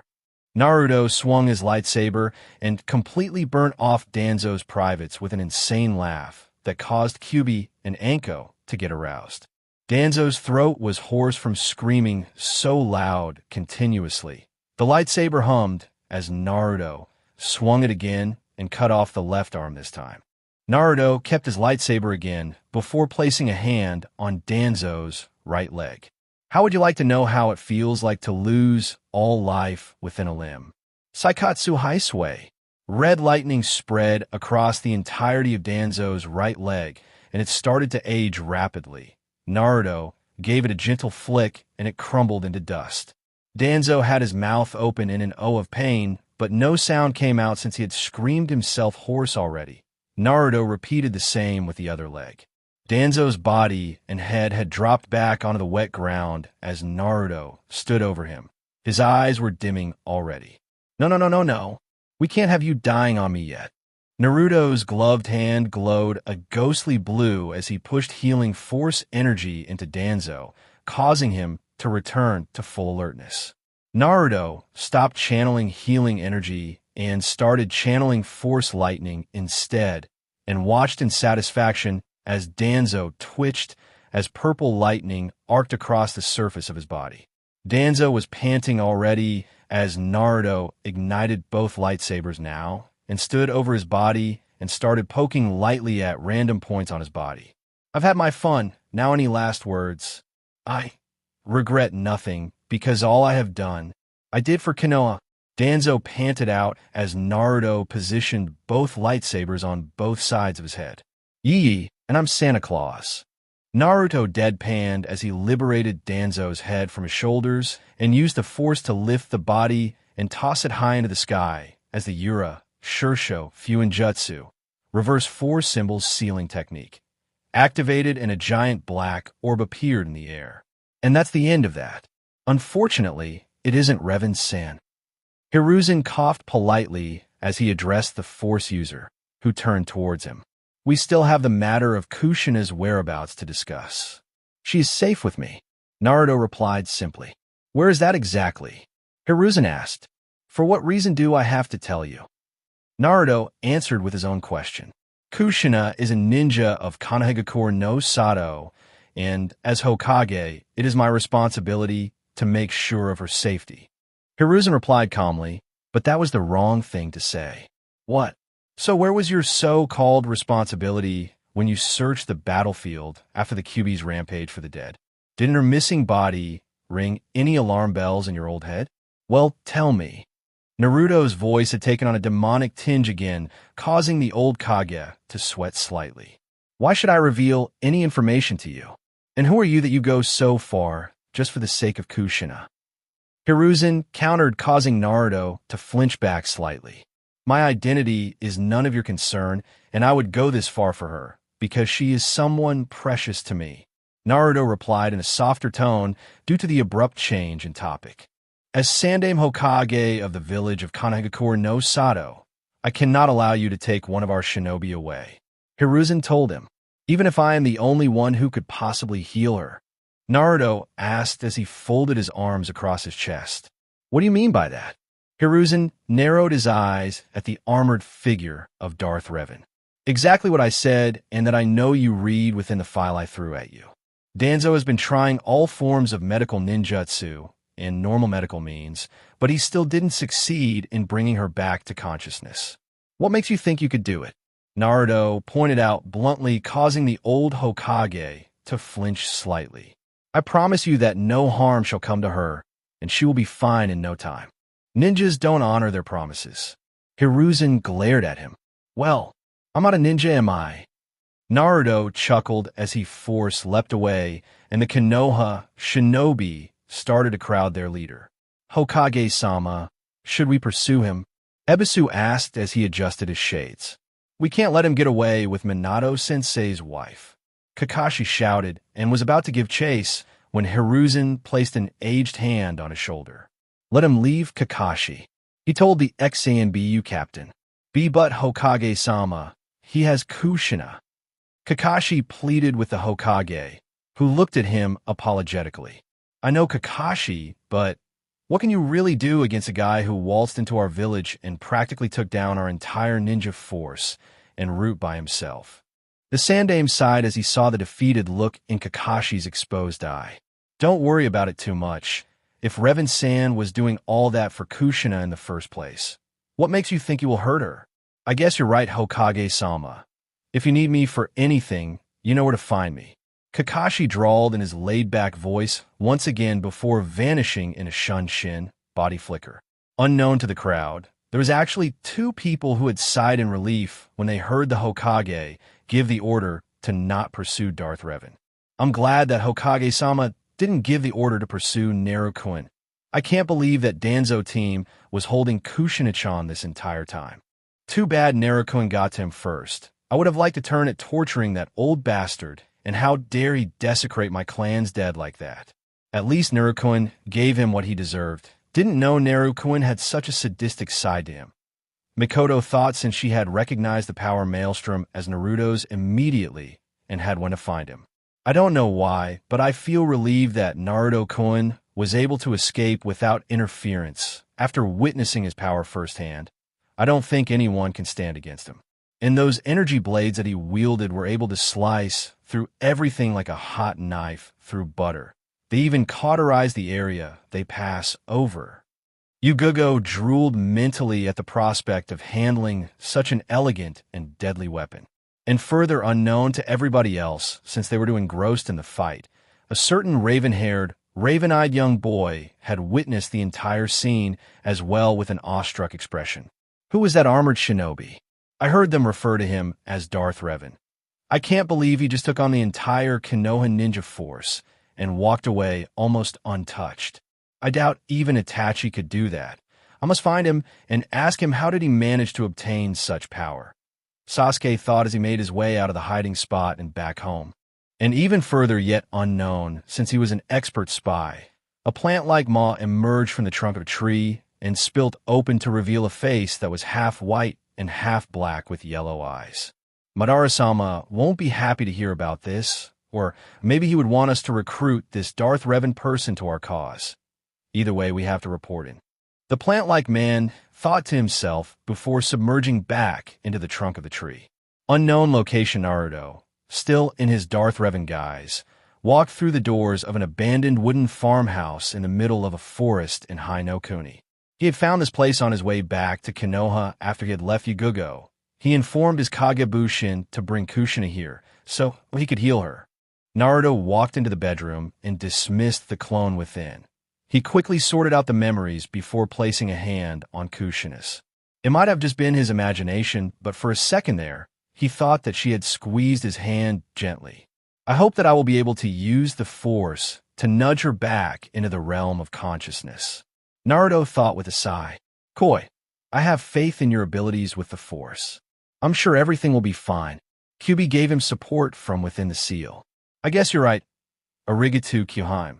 Naruto replied, mentally causing Kyuubi to blush slightly at the suffix. Anytime Narukoi. Naruto sat down in a chair beside the bed and placed a hand on Kushina's forehead. He steadies his breathing as he started channeling the healing properties of the Force into her. He had his other hand holding her wrist, and sure enough, after a few minutes her heart rate had begun to speed up. Naruto smiled slightly as he took a break and brushed aside a few strands of red hair. She looks beautiful, even just lying there on the bed. Naruto thought absently before he bit his lower lip. Q-chan, is it wrong to be thinking of my own mother in this manner? In normal cases, I would assume that it would be, but as you said yourself, you aren't normal. You haven't had a mother figure your entire life, so you just grew independent on yourself. However, now that Kushina is here, you can't view her as anything other than a potential mate, since you have no need for a mother figure in your life any longer. Kyuubi explained before her tone turned teasing. You have my approval if you go after her as a potential mate. If my memory is correct, then Kushina-chan was a vixen in bed, probably a side effect of having me sealed in her. Besides, we demons don't really view any of these things as taboo. Plus incest is pretty hot. Thanks, Kyuheim. Now, I can't get the images of a threesome between me, you, and Kushina out of my mind. Naruto thought in reply as a trickle of blood made its way out of his nose. Nice. Why didn't I think of that? Hey, since I was inside Kushina-chan when you were conceived, does that make me your semi-mother? And since Mei's mother is an Uzumaki, doesn't that make her a distant cousin of yours? Kyubi pondered out loud in his mind. It's like half your harem is an incestuous relationship. The images just became a foursome. Naruto desperately tried to prevent any more blood loss through his nose. That topic aside, what are you going to do with the root boy that can use pictures to attack? Kyubi asked in his mind, causing him to turn to the corner of the room, where the boy sat quietly observing him. Do you have a name? Naruto asked the boy. No. Danzo-sama said that we didn't need names because we would never be honored. The boy replied in an emotionless tone, causing Naruto to frown. Well, we can't have you going without a name now, can we? Sai, how do you like that? Naruto said after thinking about it a while. Why did you give me a name? The boy asked in confusion. Well, how else would I be able to address you? A name is much easier to remember, so how about it? Naruto looked kindly at the boy who seemed to think about it for a while. All right, Sai. The newly named Sai tested out his new name by saying it a few times. Sai, from what I saw, I think you have a lot of potential to become a great ninja, but you need your emotions if you want to do that. Naruto explained to the boy, who was actually his age. Danzo-sama said that emotions dash, Sai began, but was cut off by Naruto. Forget what Danzo said. I killed him, so his opinion doesn't matter. I gain my strength through my emotions, but you have to be careful that you are the one controlling your emotions and not the other way around. Naruto smiled a little, seeing the boy's face scrunch up in thought. So, emotions can make me stronger if I use them correctly? Sai asked. That's right. Now I want you to get some rest. Naruto stood back up from his crouch position before ruffling Sai's hair and walking back to Kushina's room. Naruto sat back down in the chair and started channeling healing force energy into Kushina for the next few minutes. He felt her shift just as he was about to leave again. He watched intently as he saw her shift again slightly before her eyelids start to flutter and open slowly. He held his breath as she scanned the room in a daze. Kushina groaned as she blinked her eyes before opening them fully to see that she was on a bed in a room. She started to survey the room when her eyes landed on a black armored figure sitting in the chair beside her. Kushina blinked as she looked at the figure. The last thing she remembered was getting impaled by a genjutsu influenced Kyubi's claw and then darkness. If this was heaven, then who is this guy? This might sound really strange, but where am I? Kushina asked the strange individual. We are in a wooden shack in the middle of Haino Kuni. Naruto replied in the metallic tone of Darth Revan. So I'm not dead? Kushina looked confused since she was pretty sure she should have died. You're here talking to me, aren't you? Naruto cocked his head to the side. I know, but I could have sworn that being impaled by a giant claw usually leads to death. Kushina muttered to herself, but Naruto's sensitive hearing picked it up. You can thank the remnants of Kyubi's Yuki in your body and the amazing properties of your Uzumaki bloodline for keeping you alive long enough for Danzo to find you. Naruto spat his name out like poison, which made Kushina raise an eyebrow. Danzo team kept you hidden away in hopes of you waking up so he could turn you into a mindless soldier under his root division, but you stayed in a comatose state.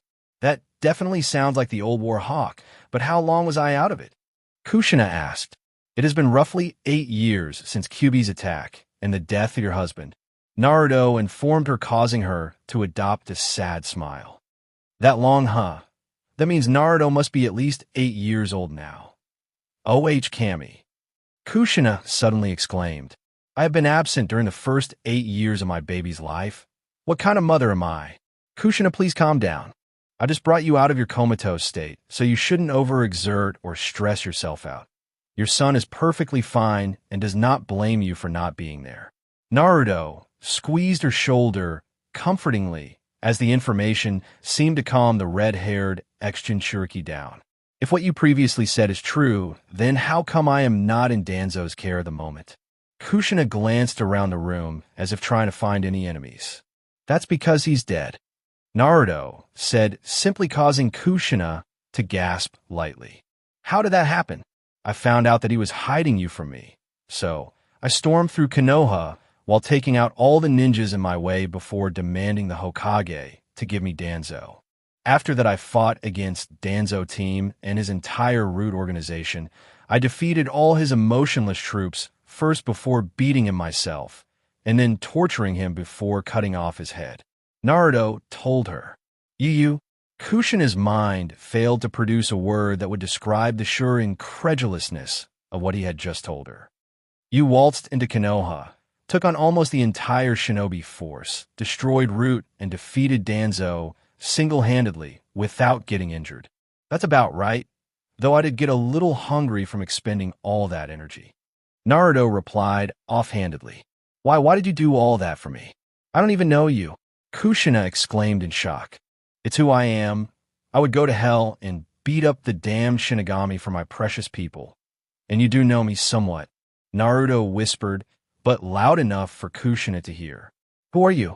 Kushina asked bluntly. I am known as Darth Revan to most, but to my precious people. Naruto sighed as he removed his helmet, revealing spiky blonde hair, cerulean eyes, and 6 whisker marks. I am Namikaze Uzumaki Naruto. Naruto? My Soichi. Kushina gasped in shock and couldn't stop the small blush from forming on her face at her son's handsome features. Hello, Kasen. Naruto gave her a small smile.